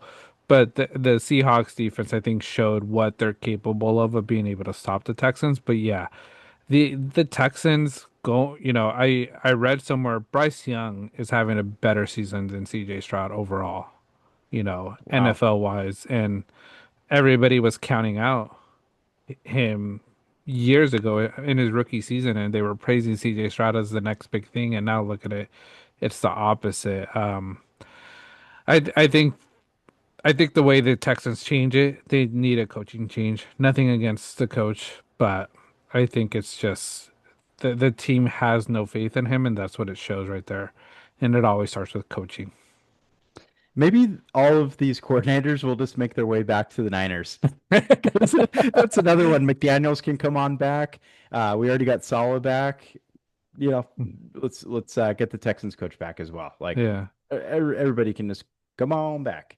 We're ready. We're winning. yeah. Yeah, just I don't know. It's just one of those things. Some coordinators are just better as coordinators, Yeah. and That's honestly the way it is. There's a lot of talk about that with McDaniels and how Hmm. he's just better as an offensive guru. It just Yeah. suits people a little bit better. But yeah, Seahawks look great. Minnesota's crap in the bed knowing that they Hmm. let him go. And Raiders also thinking Geno is going to be a better result than Darnold as well. Hmm. So, yeah, no, Seahawks got it going. JSN looks incredible. Just an absolute beast. And then things only get worse for the Texans. Nico Collins, concussion. Now Hmm. you have one less threat to throw to. Like, who's Yeah. really left? Nobody. There's Yeah, nobody there. Ferguson, Yeah. right? The tight Yeah. end. That's Yeah. it. That's about it. Yeah. No, yeah. I was watching a Texans game a little bit yesterday, and I was just like, because I like watching JSN, great player. Shout out to the ref that protected him once his helmet Yeah, I fell. saw that. Everybody tried to. Yep. I know whose fantasy team he's on. Oh yes. You know. No, don't touch the prince. Don't touch them. But yeah, Seahawks defense, they looked pretty good yesterday, but it's the Texans, all the other games the Seahawks defense have let up a lot of points, but that offense is still pretty solid. I think I like it. Um what's another thing that stood out to me? Eagles Vikings, Eagles winning close game. Um Saquon. What are they doing with Saquon? I don't know. I think his name is slipping my mind. There's an O-line injury at the moment with Okay. the Eagles, and I think that is a big problem for them. Okay. And I think Saquon's really frustrated by that because he's really having to battle to Mhm. get 3-4 yards versus Yeah. last year when there was wide open Lanes. tunnels. Hmm. Is it Landon Dickerson? It I could be. believe. I think Yeah, I it's don't him. know. Yeah. He has a knee issue, I think, is what it Okay. is. Yeah. And well, hopefully for the Eagles, not anybody else. Hopefully for the Yeah. Eagles, he's back soon and Yeah. Saquon. Because yeah, that and then the passing game, I guess if that's flowing to a certain point, Hmm. like I think Hurts looked very good this week compared to every other week. Like this is what he needs to be Hmm. consistently because he Yeah. has the weapons to do it. Like there's no Hmm. reason he shouldn't be doing this. Um, but with as far as Saquon goes, I don't know. A part of me also thinks, Sean, is that I think that they just kind of know they're going to be back in the playoffs as a Hmm. big Super Bowl contender again, and that they're just kind of saving him a bit. I think that there is some subtle injury going on, Hmm. and that they just maybe they're pumping the brakes on overusage. Yeah. You think they're concerned about the Madden curse? I would be. I would be. Yeah. Absolutely, I would be. Yeah. It's too consistent, and I Yeah. think we're already kind of seeing it, Yeah. you Yeah. know, Yeah. just Because the Madden cover total fatigue. yards for them, 45 rushing yards total for the game. Which, Mm. Saquon himself had 44. That means Jalen Hurts didn't run like he normally does. So something's off. Are they trying something different? It's a good team to try it against the Vikings. They're a mediocre team, not a big contender. Hmm. So, but we'll see. But yeah, I think I saw something that Saquon I don't think has had 100-yard rushing game or other almost the whole league. Their starters have rushed for over 100 yards. I think even Yeah, Woody Marks was on that list. that's Uh, crazy. I might be wrong though, but I was just like, man, he hasn't had 100-yard game. Like anybody that drafted him in fantasy is probably a little disappointed of how he's been performing. We knew it though. Yeah, We knew not to touch the guy yeah, this year. yeah. It's Unless he fell just to like the third round, I would have been like, okay, I'll take a chance, but not a yeah, first rounder. yeah. No, definitely not. In that was a decent topic for us. Yeah, because even a guy like Rico Dowdle Mhm. running laps around him. Oh, if you want to go to the Panthers real quick, um, stop. Just put Chuba Hubbard as a change of pace guy. Rico Dowdle has that job through and Mhm. through. Like there's no doubt. Like the game flow is Yeah. much different. Mhm. Bryce Young, high ankle sprain. I think so. Yeah. Gonna already said gonna miss this week. So we're gonna get the what is it? The Red Rifle back. And Is that Andy his Dalton. nickname? Andy The Dalton. or red is it Red Rifle or Red Rocket? Or I don't even know. I forget what It it could be was. Rifle. Yeah, Yeah, just something with that, just red red hair. red hair. Um, but hey, he's one of those guys mixed with like Joe Flacco and Aaron Hmm. Rodgers that makes us not feel quite as old, John. Yeah. Just having grown up with Andy Dalton, Hmm. being very relevant in the league. Yeah. Good to see him there, and he's kind of like that Joe Flacco guy that can really fill in a game or two really well. And he did it, Hmm. what was that? Was it last year or the year before where he was playing phenomenally well and then during like a brief benching of Bryce Young and then Bryce came back and played a lot better after that. Yeah. It might have been last season if I'm not Yeah. I mistaken. think it was last season, like a few weeks into it, they sort of benched him, brought Mhm. Andy Dalton in, but then Bryce Young, and it's sort of where he made his resurgence of like, okay, he could actually be a really good quarterback with the right coaching, the right system, right players around him. So, and the Panthers are showing it. They're 4-3. Big surprise, I think, being 4-3 for me. Yeah. They've had time to kind of draft well. Hmm. There's the run game's going, and I think that defense is good. And yeah, they can do it. It's a winnable division as well. Like Yeah. well, minus Tampa. That's a tough team. Yeah. But they can hang in there. And I think that they're off to, a time frame where they could really get it done. I think it's what is that, two games in a row, 3 games in a row for them? I think so. The Yeah. New England game. Hmm. So, that just downright assault the Pats put on them kind of changed their course a bit. I think that just was a reality check for them, but they're Yeah. playing really well. And I guess moving on into the Pats, Hmm. still rolling. That's Yeah. great. Um, Drake May, little concern of a concussion at one point, Hmm. but what a phenomenal game he had. I think I saw like a few different throw highlights with him, and he's just dropping absolute dimes. Like Yeah. he is crazy good. Hmm. Um, a little eye-opening with Travion Henderson. Uh, Hmm. 9 snaps in total. I Yeah. I don't know. From what I've read, his pass blocking's terrible. Hmm. So I think that's why he's off the field a lot, and I think that's why Stevenson is on more. Yeah. But he's a talent. I just, Mm. from like a fantasy perspective, I think he's pretty irrelevant in Yeah. anything 12 or less team. Hmm. Yeah. I don't think he should be rostered in anything 12 or less. Uh, yeah, it's unfortunate. I had high hopes he was good in college, but yeah, it sounds like the pass blocking, Stevenson's really showing up, doing well, and still has some fumble issues, but do doing well. Drake May's performing, so like I said, your take for the Patriots still looking very valid because, like I said, AFC, that division up in the air. They could totally beat the Bills easily, I think, if they have a good game. And yeah, like I said, they showed up. They did what they had to do against the Titans. Uh, Drake May, second coming of Tom Brady. We'll see if it happens. What a lengthy rebuild for those Pats, huh? Jeez. Yeah. Took them 2 seconds to find another Yeah. gem.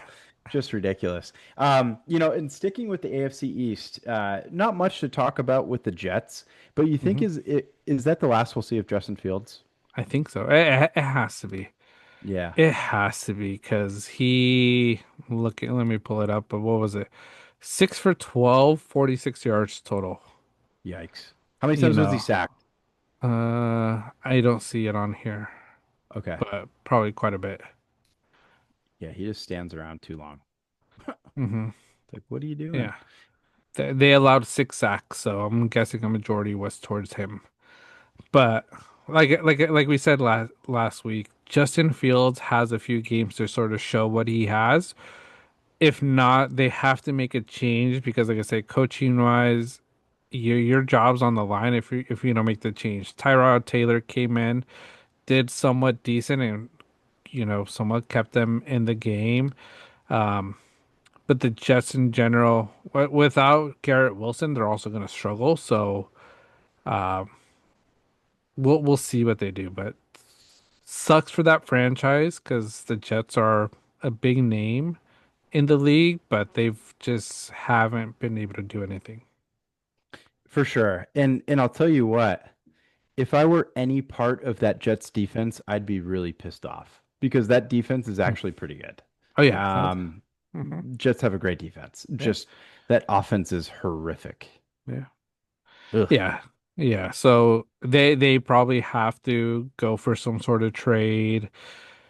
I think Tyrod Taylor could be him, but he's been in the league for so long and always a backup. He's never been able to make that starting role. Uh, Trade for Shador Sanders. Give it a shot. I think you could get him at a Yeah. decent price. See if he gives you some promise. There's a lot of great backups out there that I think could be better than Tyrod Taylor and could take this team. I don't think they'll be a playoff team, but could sort of show something. Yeah, no, Unless, yeah, no, no, go for it. I want to hear I was what gonna you're say saying. unless they're just gonna tank and go for, like I say, I think at the beginning of the season I would say Archie Manning. I don't know who would if there's any quarterback that I would take this year at number one with that number one pick. Yeah, might not be the year for it. Yeah. Might not be for the year for it. There's some good wide receivers coming out. Maybe that'll Oh be yeah. more of an option. Yeah. Hmm. But again, you need somebody to throw to him Yeah. because you can have a tremendous talent like Garrett Wilson Yeah. and just, yeah, not have anybody to Yeah. throw to him. But yeah, no, that Jets team is a hot mess. And yeah, the ownership there is just as disastrous as well. Keeping it in New York though, that Broncos game was outrageous It against the was. Giants. That was uh, a terrible loss for the Giants. 33 points they let up in the fourth quarter, and it just seemed like the Giants had it in hand. Jackson Dart, I think, th threw a really boneheaded interception late in the game, Hmm. and they just totally let them back in. Just they couldn't get anything going the entirety of that game. Yeah. Crazy to score 33 points in one quarter to see that in this modern day type of NFL. Um, but it's the Giants. It's the Giants. Uh, Giants are good, man. I like them. I like their team. Jackson Dart, Cam Scatabo. Like I say, if Malik Neighbors was healthy, this would be a very dangerous team, I think. If he Hmm. wouldn't have Yeah. gone down, I think they would have been very dangerous because I think Neighbors came in was it the game that Dart The started first, or yeah, was it the first Chargers. game? Yeah. So it's like there's so much promise with this team, but I think it's coaching staff. I think we've talked about Bo, uh the I don't think he's the coach for this team. I think they need to look at a change there, find someone that will really develop this young team because they are a very young team. Defensively and offensively, they have very young players. Uh, this is a team that I wouldn't, if I was internally in the Giants, I'd be like, let's tank. Let's Hmm. go for that tank. Let's try to get the number one, number two pick, Jeremiah Smith. Jeremiah Smith, Malik Neighbors combo Ooh, with Jackson Dart, Cam Scatabo. You are unstoppable.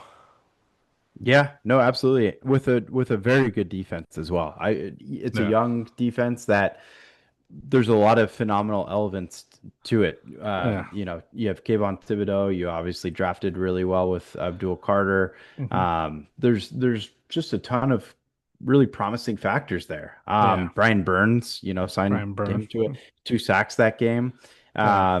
Yeah, they can really generate a lot. Yeah. Wan'Dale Robinson, a really good hidden talent for them. Hmm. Theo Johnson has been a really good tight end for them, Yeah. while Jackson Dart has been playing. You mentioned Scatabo is just an absolute beast. And the way he plays and his reckless abandonment, just kind of just balls to the wall. Yeah. You need to take advantage of his first few years in the league Hmm. because, he's gonna his body will get banged up. I don't Yeah. care how big and strong he is, it'll happen. Hmm. Um, so take advantage of these times and yeah, have one more good draft and Mm, just kind of make sure that you're in a good position to do that. And then this is a situation where I think they really need to sit down with Jackson Dart and kind of get his feel for the coaching staff and mm, ask his opinion on a lot of mhm. it. Um, because I think he's your guy going forward. I know Mhm. he makes rookie mistakes, Yeah. is what it comes down to. But 283 passing, three Mhm. touchdowns, one pick. Yeah. He can run the ball. He ran for a touchdown, four TDs in total. There's a lot more life to this team since Mm, he's come. So yeah, I think you got to ask his yeah. opinion, and go from there. Yeah. Like I say, he beat the Eagles. A fluke loss, you could say, to the Saints. Yep. Um, Late game picks there, rookie yeah. mistakes. Rookie mistakes, beat the Chargers, so showing a lot of promise, and like I say, it's rookie mistakes plus like are the coaching staff putting him in a great situation. Right. So that's why you made a great point. Talk to Jackson Dart because that's going to be your cornerstone of this team, and see what he thinks. If it's Dabble's the guy that he wants to be with, or if it's like, no, we got to find someone else that, I think there's better coaches out there that would be better for this team, this fit, go for that. Same with GM. Like I say, if you the GM, like I say, he's saving himself because he had an amazing draft because it's showing right now. But Yep. I still think he's on thin ice because they haven't performed, you know, Right. at times. So, but yeah, I like what the Giants are doing. They could be a sneaky playoff team. But I think if I was them, I would, like I say, internally, NFL not getting mad at me, I would be like, let's tank, let's get a great pick.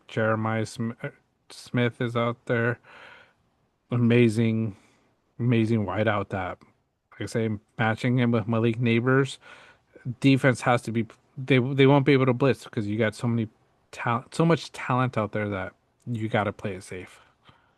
Oh, absolutely. Yeah, completely agree. And any Ohio State wide receiver that you can get your hands on, I mean, you got to Yeah, draft him. you got to draft him. Yeah, yeah. It's Yeah, just a rotisserie of talent coming out of there. yeah. So, yeah, no, absolutely. I think that's a great plan, and Hmm.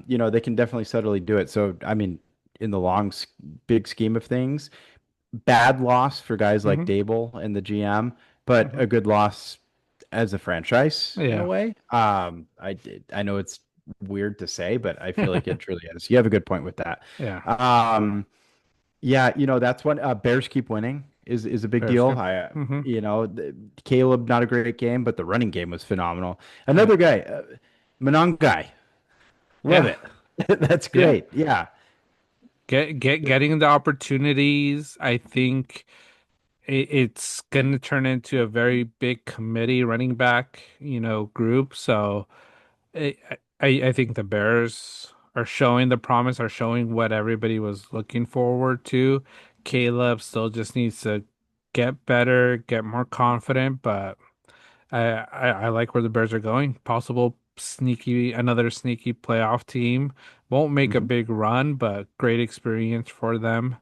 Um, like I say, I think there DJ Moore is the only one that's sort of been out of the picture. Don't really hear about him much.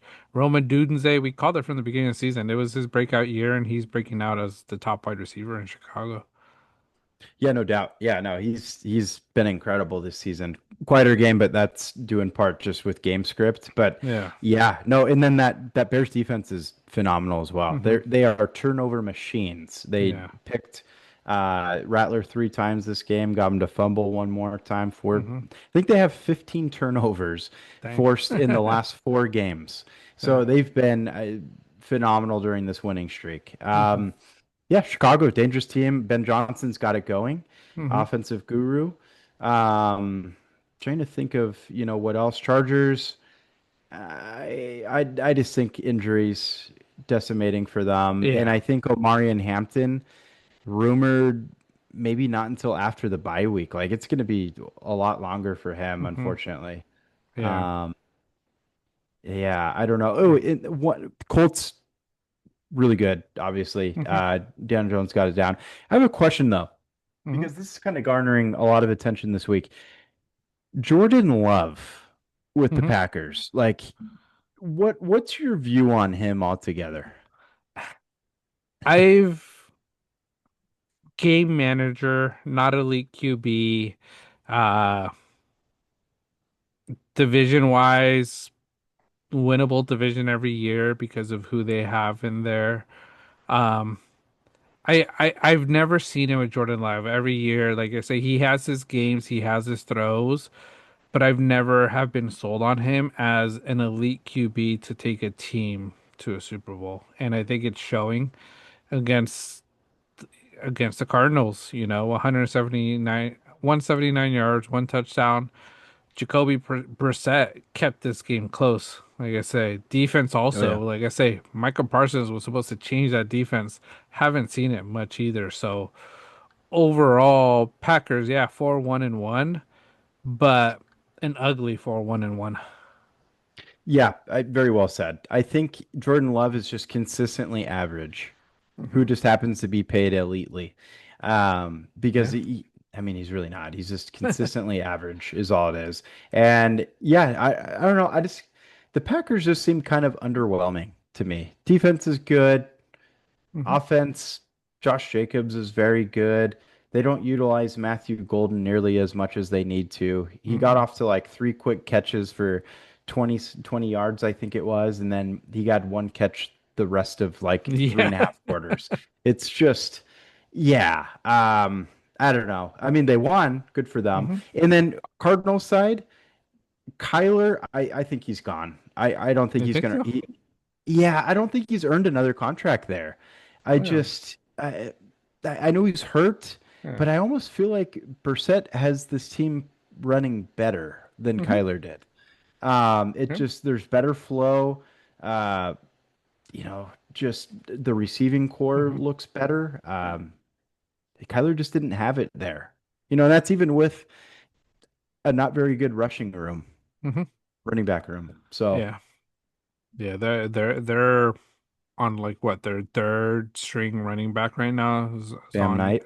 Bam Knight. Yeah, I I'm curious what's up with Kyler. I think he's getting ready for the new Call of Duty come out. That's I the think problem. he might be excited for that cat cafe, probably building Yeah. that in his house to be gaming in. Um, or maybe just sort of depressed that Battlefield is so good and he has to continue supporting Call of Duty. So Yeah. struggling with the game. But yeah, he might not get that contract. It could be a time because he is that type of name that might be asking for quite a bit of money, and I think the Cardinals will be dumb to do that. And I think they have to go with Brissett, go off of the free agency market, sort of see what they could develop. Because they do have great weapons there. Trey McBride, Marvin Harrison Jr., Michael Hmm. Wilson's decent, and then drafting wise, there's a lot of great wide receivers coming out this just draft year. So I think finding someone, look at Sam Darnold. He isn't a number one pick, isn't a high name quarterback, but he's doing great things in Seattle. Yeah. No, absolutely. It's valid point. I think that, yeah, that's a team that needs to really look forward to the draft. Hmm. Kyler, I don't know, maybe it could happen. He's got to really take a gigantic pay cut, though. Like, Hmm. he has not lived up to the hype and value, Yeah. plain and simple. And quite frankly, from what I've seen, Call of Duty is a great reference. I don't think he's a very good leader. I just No. don't. I think he's very to himself, it seems. He Hmm. doesn't seem overly outspoken. He seems pretty quiet during the games. I don't know. Yeah, there's just not like a ton of ferocity there. Yeah. Um, yeah, I don't know. I just don't see I it. I think Kyler trade wise, Raiders might be a good fit for him. Yeah, Pete Carroll, with those shorter quarterbacks, Russell Wilson type, I think he could do a lot with him in Oakland. Great running back. Receiving hmm, room's a little shaky, but could be promising. And then the Jets, that could be a real good place for him. Because, like I said, that has good defense, good wide receivers, and like I say, change the scenario for him. yeah, But who knows? yeah. No, for sure. That's another one. Um, And I'll wrap up my NFL thoughts with Dallas is good. I'll give them kudos. I think they look pretty good. The Yeah. defense sucks. But that offense, Dak has been very good. I, Hmm. I I won't beat around the bush. She's been very good. The running game looks very good.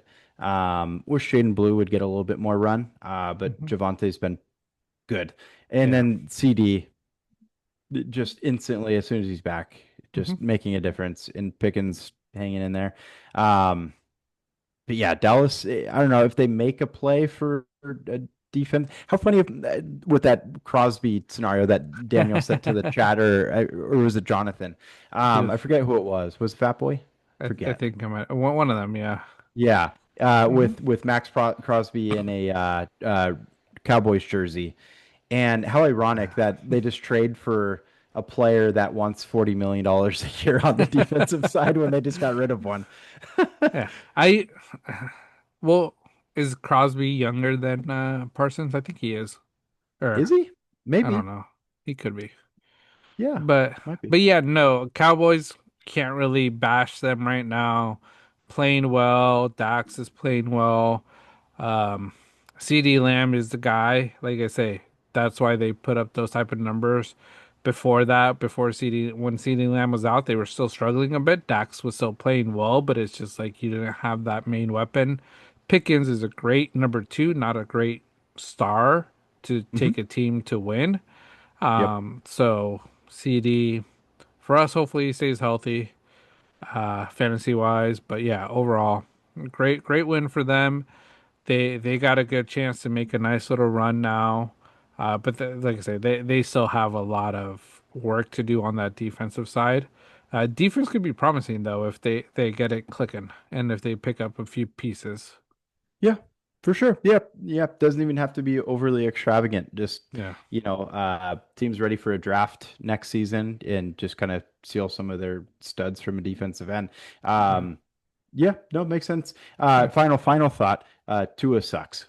Tua sucks. Yes. Getting benched, Quinn Ewers starting, what was it, 3 picks or Three something like that? picks, 100 yards Three. passing. Yeah, barely. And You know again, what? and against the You know, Browns. and against the Browns. You know what was really funny too is they were doing a replay like from like another televised game, and they went to the Browns Dolphins game and replayed a Tua interception, and then live during that replay he threw another interception. Oh man, that's horrible. Yes, not That's good. horrible. Yeah, but overall, already 10 interceptions for the season. I think it's been two consecutive three interception games. Like that is just not great. No. Um, like I say, I saw that one commenter on the Tua take we had that we didn't listen to the whole press conference. It's like we didn't have to listen to the whole press conference because some of the big pieces were throwing his team under the bus. Like, yeah, he might say good things other places that we didn't recognize in that press conference, but the thing that stood out is him throwing his team under the bus when he has to be the leader and take the brunt of that blame. So that already shows like I love the guy. I'm always a fan of Tua. Maybe in a new team he could do something better. Like I say, that's another player could do well in New York with a good wide receiver. That's more of a defensive team. Could do well in Oakland. Like I say, Pete Carroll, another guy, Mhm. Russell type Wilson build. He did Yeah. amazing stuff with Russell Wilson, so could be a good place for him. Um, but yeah, they should try to get some assets for him because if not, you're just gonna lose him. Oh, for sure. Yeah. No, and whatever team gets him could probably get him at a much better bargain Yeah, compared to what the Dolphins have had to pay him. yeah, But yeah, no, hot mess of a team the Dolphins are at the moment. And yeah, as long as he can move forward and try to take more accountability, I think they'll be better set. yeah, yeah. But yeah, that's our.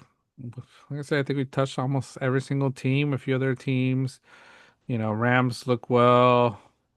Um, After that, Commanders, another big injury week. Jaden Daniels going down, Bryce Yep. Young. Like I Mike say, it's Evans. Mike Evans, collarbone.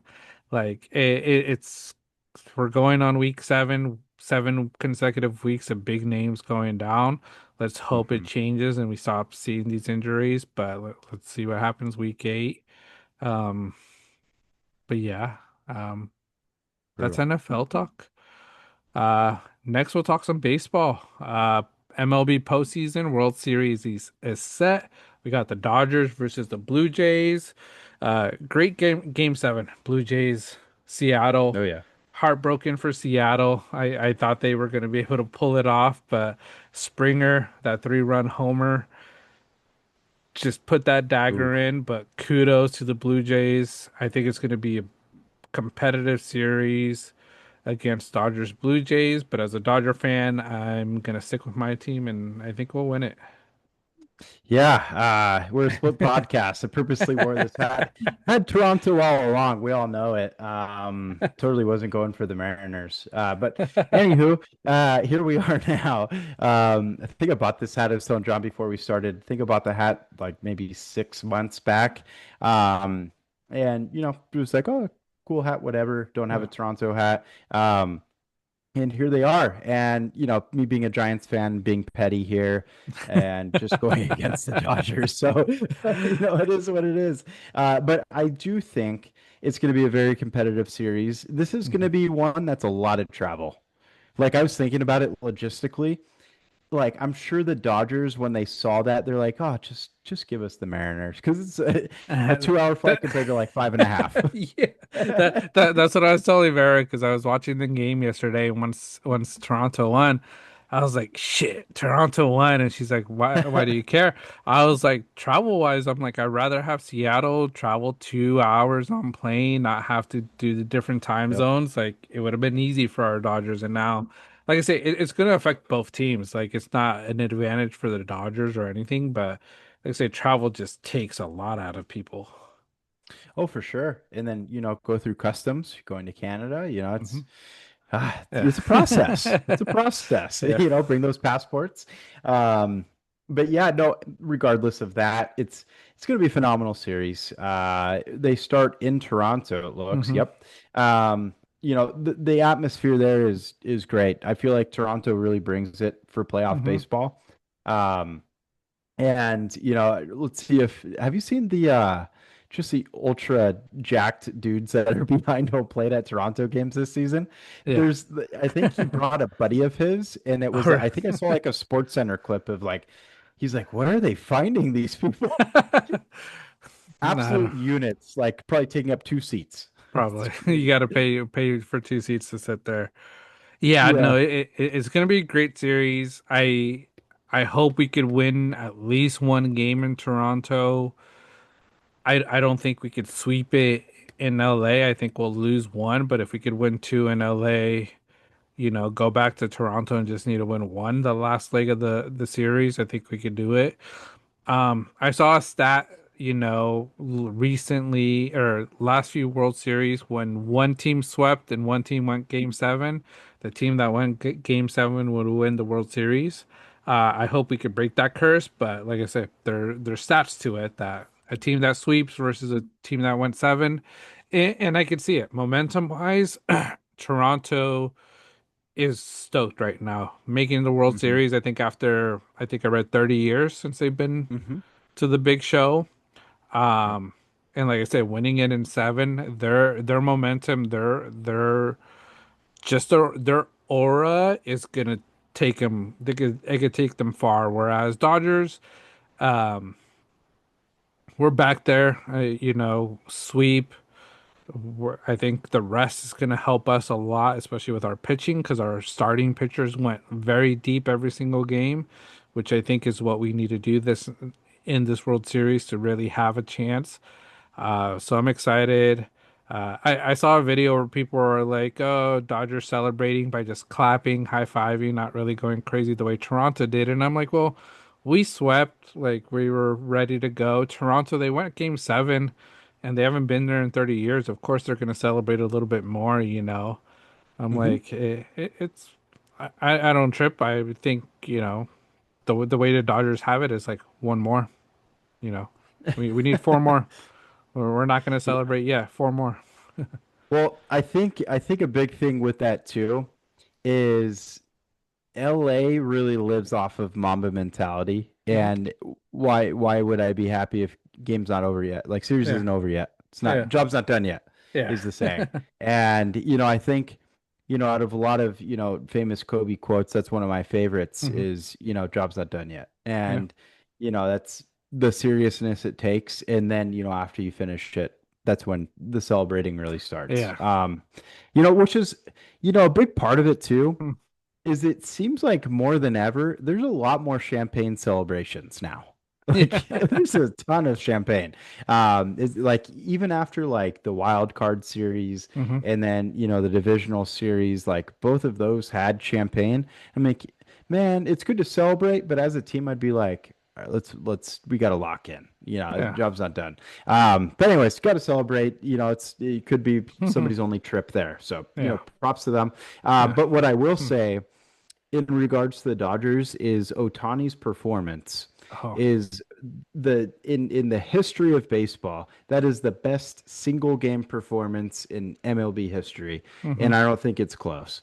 You Yeah. you pitch six incredible innings with 10 strikeouts, shutout innings, Hmm. and then you hit three home runs and one of them leaves the ballpark. Yeah. I There's nothing to compare it to. No. Yeah, there were people saying that it wasn't that big of a big deal. I was like, what are you guys watching? What do you guys know about baseball? Like, it's the best performance ever. I don't think we'll ever see that. I don't think Shohei Ohtani thinks he could ever do that again. Because, like I said, three homers already in a playoff game out of all things. Only been done It 12 times. Yeah, it's not possible, you know? And then like I say, being that dual player where you're pitching 10 strikeouts, that's already hard in the playoffs, to get that many strikeouts. So amazing to watch. Anybody that was at that game, you probably witnessed history because you'll probably never see that again. If it happens again, it's probably going to be Shohei again. Um, but it was amazing. I thought it was great. I was stoked to see that. I was watching that game and I was like, man, this is amazing. Absolutely. And um yeah, the way that they took down the Brewers, they absolutely decimated them. And the Brewers Hmm. was a very, very good team. Yeah. And that leads me to a big point here, John, that I really want to bring up in regards to that. And it involves Manny Machado. Mhm. Manny Machado is a sorry ass loser. Yes. His quote Oh yeah. of they made the Dodgers, in reference to the Dodgers, they made the World Series because they drew Milwaukee. If it's the Cubs, we're talking Cancun Dodgers right now. I don't think I've ever heard a more rent-free opinion in my entire life. Hmm. Like, this is coming from a Giants fan. Yeah. Manny, like, dude, just stop. Like, Yeah. shut up. Like, I don't know. Is it gonna make you feel better about being a big old loser? Like, just saying like, Yeah. "Oh, we lost to the Cubs." It would have been more. It would have made me feel better if they Hmm. would have lost to the Cubs later in the playoffs too. It's like, dude, shut up. Like Yeah. that is the biggest amount of BS. Milwaukee Brewers, I think, had the best record in the NL, if I'm not Hmm. mistaken. Like their pitching was incredible. It's Yeah. gonna only get better. Their hitting was very good all season. Like, dude, shut up. And another point to this, Sean, is I want to say to Manny, like, if you're ever watching this, which I hope you are, hopefully this goes viral because I'll clip it. I, how about you get a sense of urgency? Oh, sorry, not urgency. Go time for you and the Padres right now to kind of get going in the NL West and do something on your own. Because I know the sense of urgency, that's a big word. You don't like reporters using that. And, Yeah. you get confused. But Manny Machado, like, dude, you are the biggest sorry loser I think I've ever seen in my life. And you're Yeah. just, and he comes across like such a pompous a-hole. So, Yeah. keep them coming, Machado, because I'll continue to come at you. with I this. I enjoy it because I love when Matty does this because he is just so bitter that we did not re-sign him because as a Dodger franchise, we know he's a great player, but he's not that type of player that has a Dodger mentality to win it. This guy is about other things, cares about other stuff. Ever since we let him go, wants to take down the Dodgers and has never been close to even winning a World Series where we're on the potential to win our third since he's been gone. We've been to I think five, have lost two of them to the Astros, the cheating Astros, to for everybody listening, it was the cheating Astros with the trash cans, and then the Red Sox. Red Sox were a good team. So Manny Machado, I enjoy living rent free in his head. I enjoyed living rent free in all these Padres fans' head, thinking the same thing that we drew the easy straw with the Brewers. We didn't draw any easy straws, with anybody. Like I said, we had to go through here in the wild card. Our team, we struggled with pitching the whole season. Every one of these teams could have beaten us, but they couldn't. They couldn't take us down. In the end, we came out victorious. Brewers have a great pitching rotation.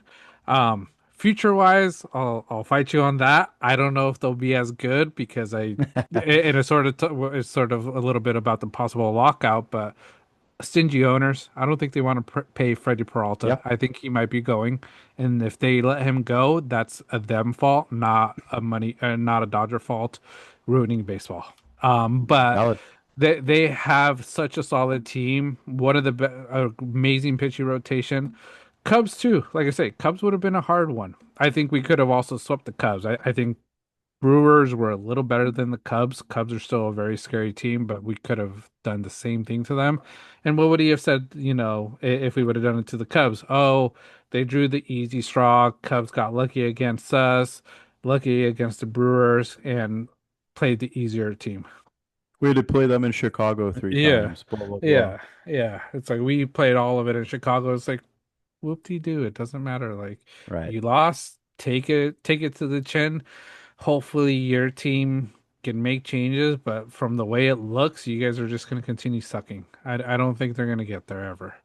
And it's unfortunate. Like I say, I enjoy the city of San Diego fans. I sorry that you have this type of player that sort of represents your team. But let's see if you guys ever get to the big show. But enjoy watching us from Cancun because we'll be in Cancun after the World Series and hopefully with another World Series back to back. Yeah. No, I'm sure he's having a blast in Cancun and yeah, it's crazy. I just can't believe that he continues to open his mouth and just not even have the realization, another big word, Manny, that that he's just coming across just so lame. Like it's really cringy. Yeah. Dude, you lost, you're out.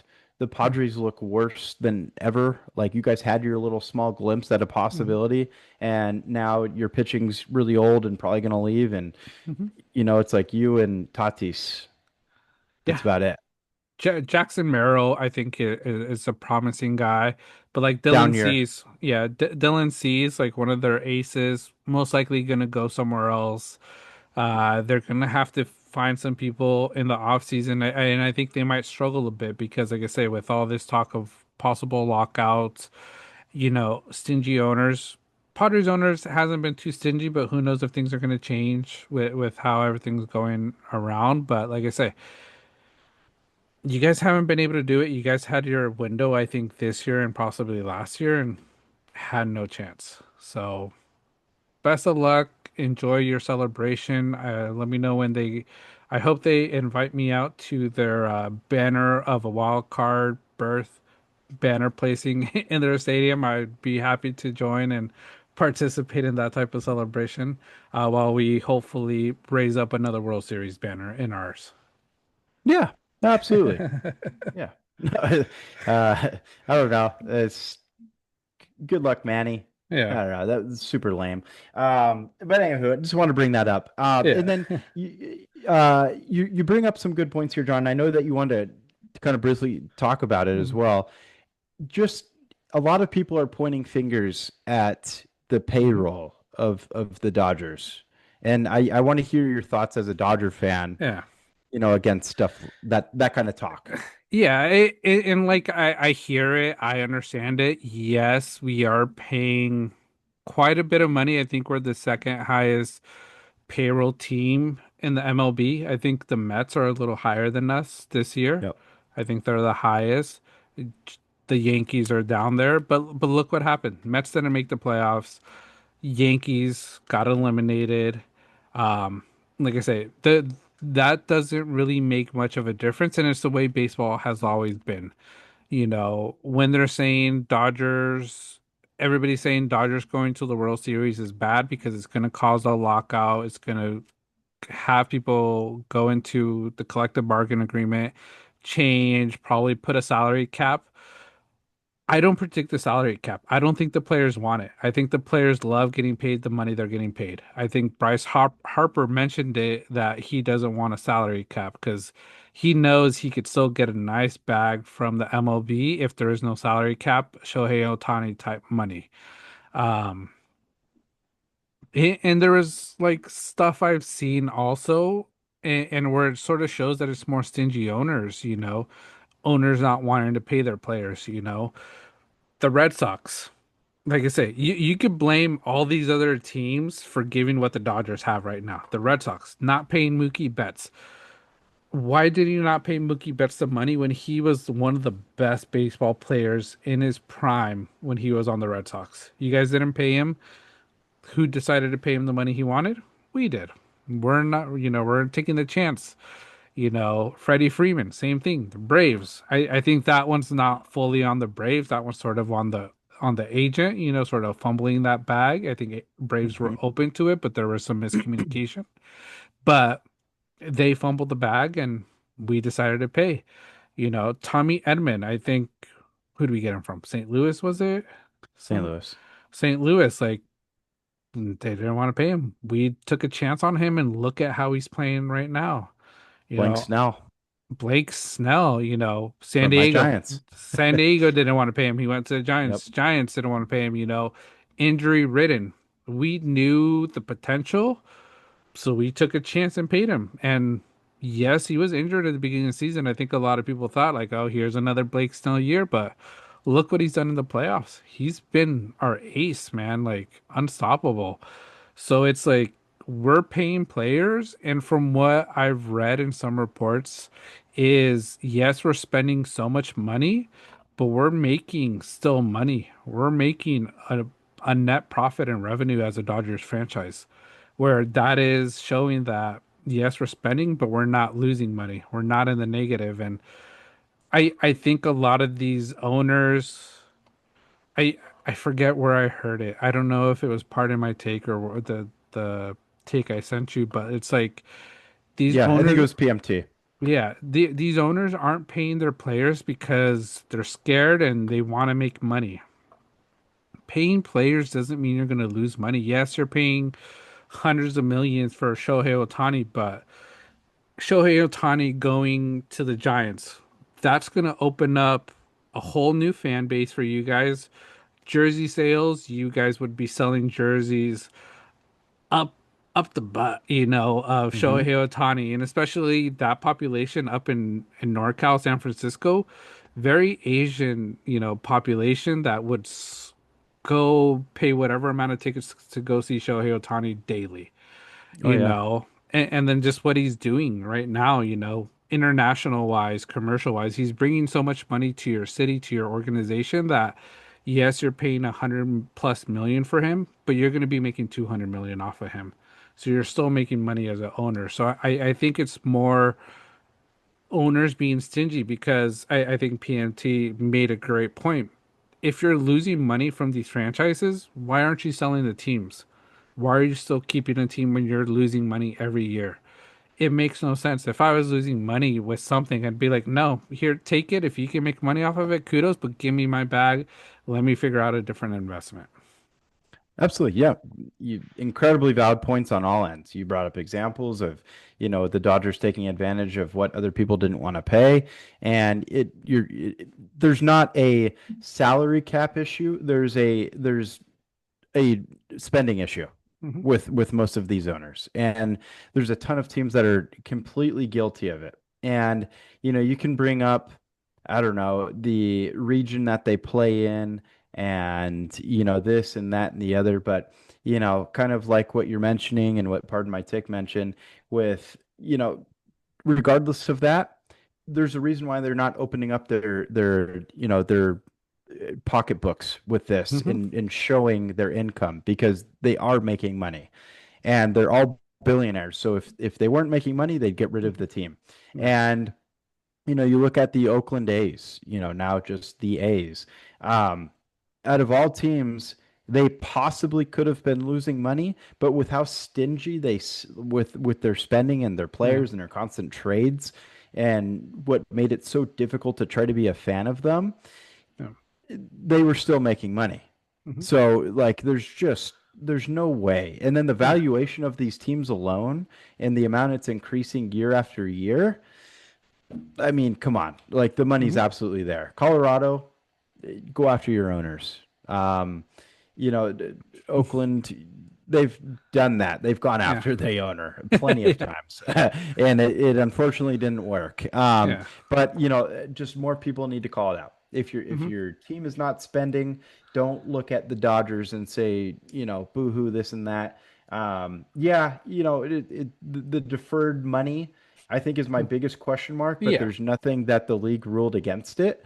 Mhm. And if it's fair by the league, then why aren't we doing it? Uh, Why aren't there other teams doing it? You're able to do it because yeah, like I pulled up this chart and I think this is a chart I saw earlier with 2024 revenue versus 2024 2025 payroll plus taxes.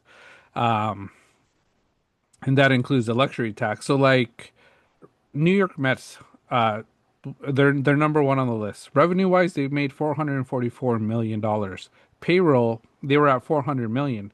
So that's already a 444 positive or a 44 million positive. Dodgers, payroll, we were at 549 million, but revenue 752. So we're making money even though we're spending a lot of money. Let's go to the bottom. Miami, $86 million payrolls and taxes for the 2025 season. Revenue wise, 317 million. wow, it's way over what I thought. Holy Yeah. smokes. So they're in the positive. Like the owners made over 200 million. Why not give some to back to the players, try to make a solid team and make even more revenue? Yep. You mentioned athletics, 111 million payroll and tax for 2025. In 2024, they made 257 million. So that's 146 million net positive. Wow. So it's like this is showing it's the owners, not wanting to pay. Every team made money no matter how much they did, and a lot of them weren't even a lot of them didn't have a luxury tax. Boston had 91K in luxury tax. New York Yankees 52 million, Padres 10 million, Phillies 45, Toronto 10, Dodgers 150 million in luxury tax. You know, Yeah. Mets 71 million. Our luxury tax is more than one, two, three, four, five, six, five teams just from luxury tax. What five teams paid in payroll? It's Wow. insane. Can you read off what the Giants was? Because we really didn't start paying players until like this past year with Willie Adames, Yeah, and uh, Logan, yeah. Logan Webb. I'm Yeah. curious. So payroll for 2025, and like I said, I think this is estimated generated what they're gonna do. $213 million payroll. Revenue 448. So there's still Yeah, 200 million. they're always selling out games. Yeah. Like the crowds are huge every Hmm. Giants game. Yeah. So it's like you could have given Blake Snell some extra money and kept them and maybe made the playoff run. You could make a run for Pete Alonso, give him that bag. you And know? not in a weird way. I remember I referenced the dream I had that Pete Alonso Yeah. was a San Francisco Giant. Yeah. He's opted out of the Mets deal Hmm. altogether, so he's a free agent. Yeah. Come on, we need a first It's baseman. like, you need that there. Like you're making 448 million. You make the playoffs. That's an extra probably 100 million revenue you're gonna make, so you're sort of countering what you're gonna pay Pete Alonso, like, and Hmm. defer some of the money. Don't be stingy, because like I say, in the end, you're always making money. San Francisco's always gonna be making money. Um, Oh, no, sorry, one big one. yeah. LA Angels, because LA. Anthony Rendon's contract and Mike Trout's. I'm curious. So 215 million payroll. They made Okay. 410 million. Oh, So almost a jeez, 200 man. million dollar. So like I say, you could have deferred money and paid Shohei, even maybe more than what the Dodgers would have offered, and he would have stayed. And maybe you guys could have had a nice decent run. Yeah. And like I say, still get players to go there. Milwaukee, $137 million payroll. They made 335 million in revenue. Why not pay Willie Peralta, your Hmm. top ace, to Yep. stay? Where it sounds like they're not going to pay him and they're going to go through the farm system, and that's just makes no sense. Thank you for giving him to the Dodgers, because we'll probably make a bid for him. Oh Like God. all these Yeah. players that aren't getting signed by these teams because it's just too much. Good chance they're coming to the Dodgers because we're willing to pay, because we know we're going to make the money somehow. Yeah. Well, and I also read that you guys have already made back the Shohei money Yeah, yeah, already. we're good. Like I say, Yeah. it's paid off for himself, and we still got many years with him. Yeah. So now No, it's that's just making crazy. more money. It's like, Hmm. and like I say, and that's the one thing for me that I've always thought about. And like I said, I'm ranting a lot about baseball, and I've never been a baseball guy like you have. But if we go into a salary cap issue, you're gonna have to figure out these contracts, and these players still want to get paid. Everybody's gonna come to LA because, and like I said, I don't know if what's happening with the Clippers is actually valid. I'm curious what's happening, but there's gonna be sketchy situations where you were gonna be paying players through ad revenue. It's you come to LA, we got Netflix here, we got Hollywood. We're gonna give you an extra 200 million to do a commercial once, and that's it.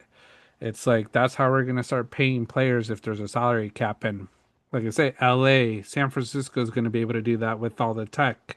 San Hmm. Diego because of SoCal, Florida, New York, some of Texas. Like those are the big city markets that are gonna take advantage of those companies and businesses that they have there to do ad revenue and pay players like, hey, yeah, this organization, Magic Johnson owns thousands of businesses. He's going to give whatever player, like, okay, these 10 businesses, I'm going to give you 10 million for each to do just one ad read, and you're good for the year. Hmm. It's like that's how we're Yeah. going to be playing players. And like I say, I know it's a big no-no in some sports, but it's honestly happening with every single team. Oh yeah, absolutely. You got to take advantage of your surroundings, and that's where it's teams like the Kansas City Royals or Milwaukee Brewers or Hmm. Cincinnati Reds need to just probably up what salaries they're thinking. Hmm. And just kind of go from there. But yeah, owners just can't be scared with their money. They went and paid for these teams or inherited them and just need to make something of it. Hmm. Because scared money don't make money. So Yeah. they can turn around, use the Hmm. Dodgers as a success story. Because, living out a dream of drafting and doing weird Hmm. trades to be successful, it's not a long-term solution. Yeah. Look at use the A's as a perfect example of Hmm. that back with Moneyball.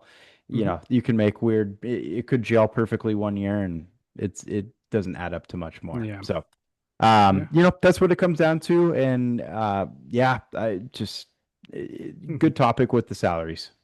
Yeah, yeah, we'll see where it goes. Like I say, I don't see it happening because I don't think players are going to want it. But if it occurs, like I say, I think you're giving us in LA more firepower. I'm sorry to say it, but I think we will benefit from it even more than what we are now. Yeah, no, absolutely. I agree. I don't think they should go that route. I don't think that's a point to fight. And Hmm. and like you said, I think it'll be worse Yeah. just like you mentioned, because then it becomes more of a, a regional issue. hmm Yeah. So we'll see. But yeah, that was a little bit because I keep on seeing the reports Dodgers are ruining baseball. And I'm like, no, we're not. We're just paying. We're just, Hmm. there's no salary cap issue. Like we don't have to worry about that.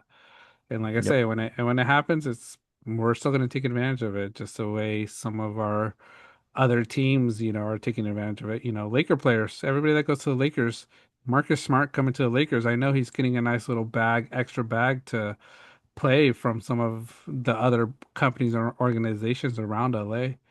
Like Yep. Yep. it makes sense. Yeah, for sure. Absolutely does. Um, but yeah, Yeah. no, the fun World Series. Blake Snell is throwing game one. Yeah. Toronto's undecided at the moment. We'll see what Yeah. they do. Maybe Yeah. Gosman will get on there. Yeah. Well, I think Gosman pitched games Just pitched. like one inning was Yusevich it? pitched game Yeah. Yeah. six. Yeah. Yeah. So we'll see. But yeah. And last thing with postseason, Drake versus Kendrick. Yeah. You think both of them are going to perform at least one of the games at home? If the MLB is smart, they'll push for it because I was actually this was gonna be a take for you, and then I was like, yeah, we'll talk about it at this point. If the MLB wants to capitalize on something very close to an MLB or a NFL halftime show, this is exactly it. And take, a page out of last year's World Series with, Ice Cube's entry, because that was absolutely phenomenal. When they went back east with what, Fat Joe, right? Gotcha. It was Yeah, awful. That was it was really bad. bad. Not even close. But at least it was an attempt. But I Yeah. think this year, Kendrick versus Drake, let him battle it out with entries, and I think Mhm. it could be extravagant. And Drake will have first dibs. They got Yeah. to do it. They got to do it. Yeah. You're It, representing it, your city. if I was Drake, I'd be calling Toronto. I was like, let me do it. I got it. Like, let me Yep. open up game one. Gonna go big, and then Kendrick will see it. Gives him a few days, and I think Kendrick is gonna, like I say, LA. We could go a little bit more over the top because we're an open stadium. Toronto's closed stadium, right? Closed roof, It is. I think it's retractable. retractable. Okay, if it's retractable, you could do a lot. But like I say, LA Sunset open stadium. Oof, gonna be Chavez Ravine. Oh yeah. yeah. It's nice. It'll be awesome. So I want to see something. I'm curious if we will see it because, like I say, it seems like the beef has sort of fallen to the wayside, but this could reignite it. Oh, for sure. Like last year, Ice Cube's entrance, late October is probably 70 something degree weather. Like it Mhm. was just Perfect. perfect. Yeah, Perfect baseball. yeah, Yep. yeah, and amazing. I think that sort of helped us make that little last push, and be able to win it. So Yeah. it can motivate the team. Yeah, no, and then I just the local artist thing. I think it's sick. Like Yeah, it is such a cool, and I mean Kendrick, and then maybe they do something every game almost. Like I don't think I'd really get tired of it. To yeah, be honest with you, it doesn't have to be as theatrical as what yeah. the game ones could be at each home park, Yeah. but Yeah. I think Toronto has to bring Robin Sparkles to game two. Do you know who that Robert is? Sparkles, I do not know who No, that is. Who's that? if you watch How I Met Your Mother, it's one of the Oh characters. yeah. She's Canadian, Oh and yes. she has her Yes, little yes. pup. Just because, like I Uh-huh. said, that's iconic. Everybody watch that show. It would That just was be her funny. hidden like childhood Yeah, acting, yeah, right? Yeah. yeah, So good. Yeah, yeah. So Robin something like Sparkles. that. It'd be funny to Bring out do the something Trailer like. Park Boys too. Yeah, Just whatever. Just have them show up. yeah, yeah. It'd be good. But Yeah, yeah, but yeah, make it no, happen. that's postseason. MLB starts Thursday, is it? Friday. Friday. So it's good baseball for the weekend, Friday, Saturday, then back Monday, Tuesday, Wednesday, and Hmm. then Friday, Saturday if we need game 6, 7. So we'll see. Um, Yep. and then man, yeah, we've been yapping for quite a bit. Quick NBA season started today. Rockets big win, Warriors win. Warriors. Yep. Great season. Jimmy Butler performed. I was telling you, Buddy Hield too showed up. Yep. Rockets could be very scary with Durant, but and they went into overtime against the defending champs, so um, Oh yeah. that could Uh also be another. good height. For sure. That starting roster, I think, is maybe the tallest in It history. could be. Yeah. Yeah. Jeez. Rockets look good. Yeah, Rockets could be one of those dark horses. Predictions, like I say, my team wise, I'm curious to see how the all YMCA team is gonna look this year. The Uh, Kawhi stuff, like I say, I'm still waiting to see if anything comes out of it, but until we hear otherwise, we're gonna be playing, and I think we can make a nice little run. It's gonna be tough. There's a lot of people in the West that it's going to be a hard battle for us, but I'm excited to see it. LA, um, what can I say about LA? LeBron just needs to retire. Not starting the season due to sciatica. For a guy that pays a bunch of money for his health and his body, sciatica pain taking you out the first few weeks of opening season is a little surprising. yeah, that's like I've had sciatic nerve issues before, and I know it's kind of painful and bothersome, but it just the name of it, it sounds like such an old person injury. I got sciatica. Can't Uh, do it. yeah, Yeah, nah, he does need to hang it up. Yeah, because like I say, I understand he is also older, but I'm like, you're paying from the reports, you're paying millions and millions of dollars to keep your body in shape. So sciatica taking you out is a big surprise to me, because that's something Mhm. I feel like you could have prevented. Um, For sure. but but yeah, winners this season, I need to look closer. Golden State, I think, could make that run. OKC is still another team that's a little dangerous. Denver, you got to keep them in the running as well in the West. In the East, I don't know. I think New York can make that run. Hmm. Indiana without Hallie out for the season. If they could stay in it and make the playoffs and Hallie could return to the playoffs, they got a good chance. Celtics, same thing. Jason Tatum's going to be out, so I think it's just sort of a rebuild year, collect draft assets and build for next year. Um, I think the I Magic look good. Magic look good. Milwaukee, I think is gonna suck. I think this is Yeah. Giannis's last year. I think he's gonna see that they just need a switch, and they're not gonna be that great of a team. So Milwaukee isn't there. Um, and yeah, like I said, I haven't really looked too much in the NBA season just because of baseball and football, but it's something I want to start looking into a little bit more. Yeah, Cavs. I think could be pretty good. Knicks, like you mentioned, Magic made some moves this offseason. I Mhm. think that team's very dangerous. Um, Hawks, Trae Young's gonna do absolutely everything for them, like always. Pistons are gonna be good. Mhm. Um, out west, though, just like you said, utterly dominant. You have the Wolves who are going to be very good. Wolves. Yeah. Um, the Suns are going to be terrible. Spurs will be better because Wemby's getting older. And they have good surrounding factors around him. Castle's very good. Mhm. Mavericks look dangerous as well. They Mhm. drafted well. So we'll see. I think, yeah, that's kind of a toss-up, but I think my Warriors, we look good now.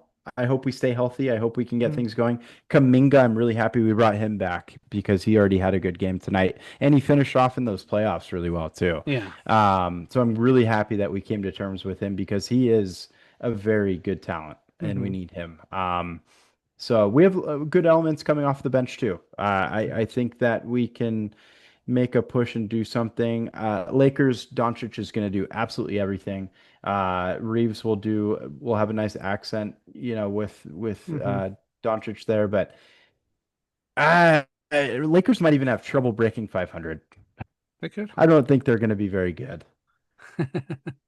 Hate to Yeah, say it. it's going to be a tough one for them injury wise, player wise. Like I say, Marcus Smart's there, but he isn't the same Marcus Smart that was in Boston when he was playing well.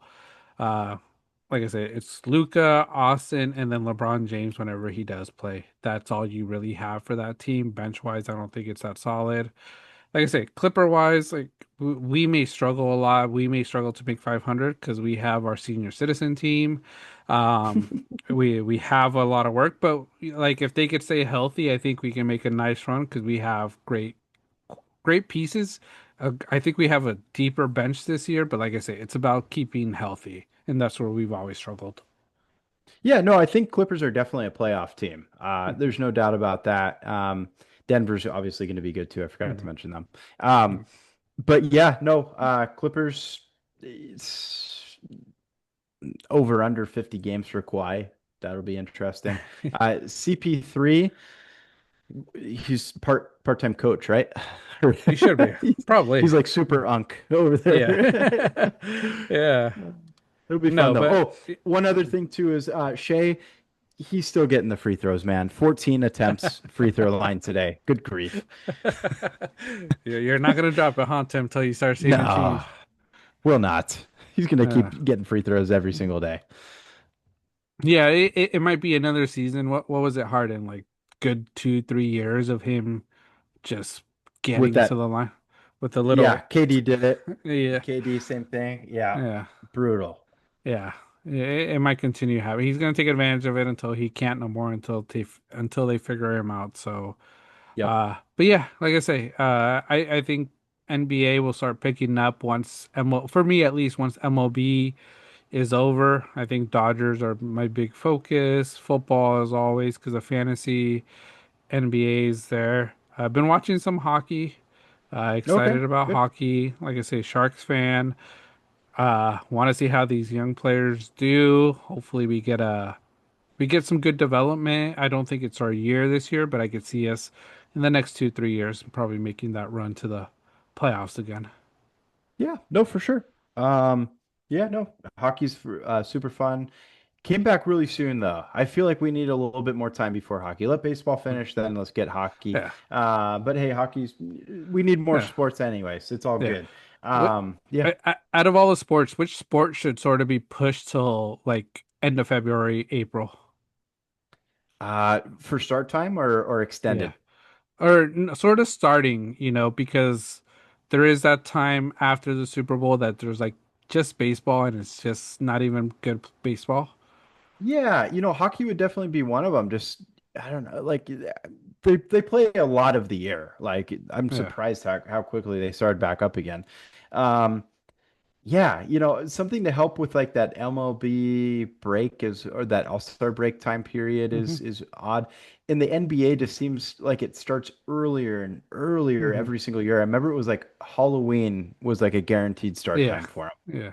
and it just seems too soon. I think if you bump them to like November start and then begin from there, I think Yeah. that'll help that weird time period with the Hmm. MLB All-Star game.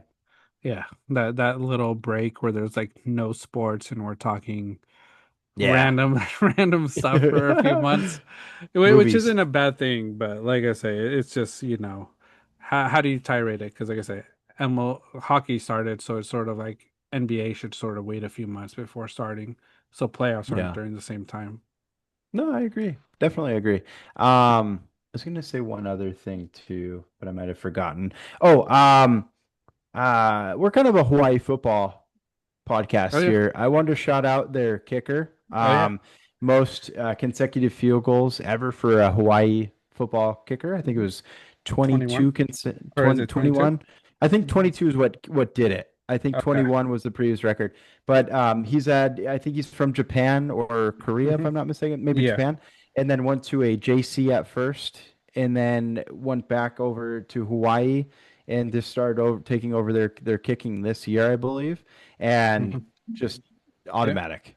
Yeah, I think I've talked about it. That's a school that with this NIL money, they could do a lot of great things because who wouldn't want to go play in Hawaii? Yes, the traveling for the games might be horrible, but man, you're living in Hawaii for Oh, half the yeah. year, going to Oh, school yeah. there. Like I say, the food out there is good, and like I say, if you're there on a full ride, these college kids with the NIL money, you're not even paying for food, even though it's really expensive out there. And like I say, it brings a lot back to the Hawaiian Islands, not just tourist wise, but just like that prestige. So Yeah, yeah. I think it would be great. I don't know how others would feel because, like I say, I know there's a lot of controversy with like, Hawaii, to true Hawaiians, how it is with the tourists now. But I think NIL wise, they could do a lot of great things, and this is a good start with a kicker that's already making headlines. Absolutely. I completely agree. Yeah, because Hawaii football back with Colt Brennan was always so much fun. Hmm. Yeah, Hawaii needs a good team, and it seems like they're off to a good start again. Hmm. Um, and the talent out of the islands altogether is tremendous. I mean, we Hmm. talked about Tua, his stuff, and then Dylan Yeah, Gabriel's another one. Like you can name off a zillion. yeah, Jaime Fairbairn, like kickers, yeah, quarterbacks, defensive players. yeah. Hawaii has talent. Yeah, you have all that talent that go to USC, all these other programs, Alabama, because of the money, the NIL money, and even before NIL, you would go there because there were the hidden NIL money. Let's be honest, there was always that hidden incentive. So now with NIL being public, like put that money into Hawaii, keep your people home island grown, and you could develop an amazing program with just homegrown talent because of the NIL money. Absolutely. Yeah. Nick Uh, Saban, aka Alabama Jones, would never admit to that though. Shane Oh, Gillis of tried course. pressing him that one time in Yeah, the I saw that. playoff. He will never, but let's be honest, those brand new cars, even though it was just a Suburban, Oh yeah. these players didn't pay for it. Someone paid for it. The Perks for board, the family. yeah, perks for the families, paying rent, you signed up for a trimming company in your hometown that doesn't exist and Oh you yeah. made, $10 million. Dollars. Oh It's wow. gonna happen. It's a good season for tree trimming. It Yeah. is. It is. You know, it's that winter. California is getting to be fire season, November Yeah, time, all the dry weather. So you need those tree trimmers. So all these California companies you're going to see a lot of these big players sort of endorsing them because you need to protect those homes in the areas. that's right. Absolutely. 1000%. Yeah, but that's our show today. Thank you for everybody listening. Like I said, we're generational yappers, old yappers as well. But we're building something here with Banter on the Rocks. Real talks, good laughs, unfiltered takes. As we mentioned before, please hit that subscribe button if you're joining us. We appreciate it. It's free to join. Drop a comment. Let us know your takes on everything we've talked today and all our other videos. Thank you guys so much for watching. Love the input. Chiefs fans, shout you guys out. Thank you so much for commenting. This banter on the rocks is what we're here for, is the Yeah, banter. yeah, Friendly or not, we come in peace usually. yes. But thank you guys so much. Yeah. Really appreciate the input no matter what it is. Yep. Thank you, everybody, and we'll see you guys next week. Peace.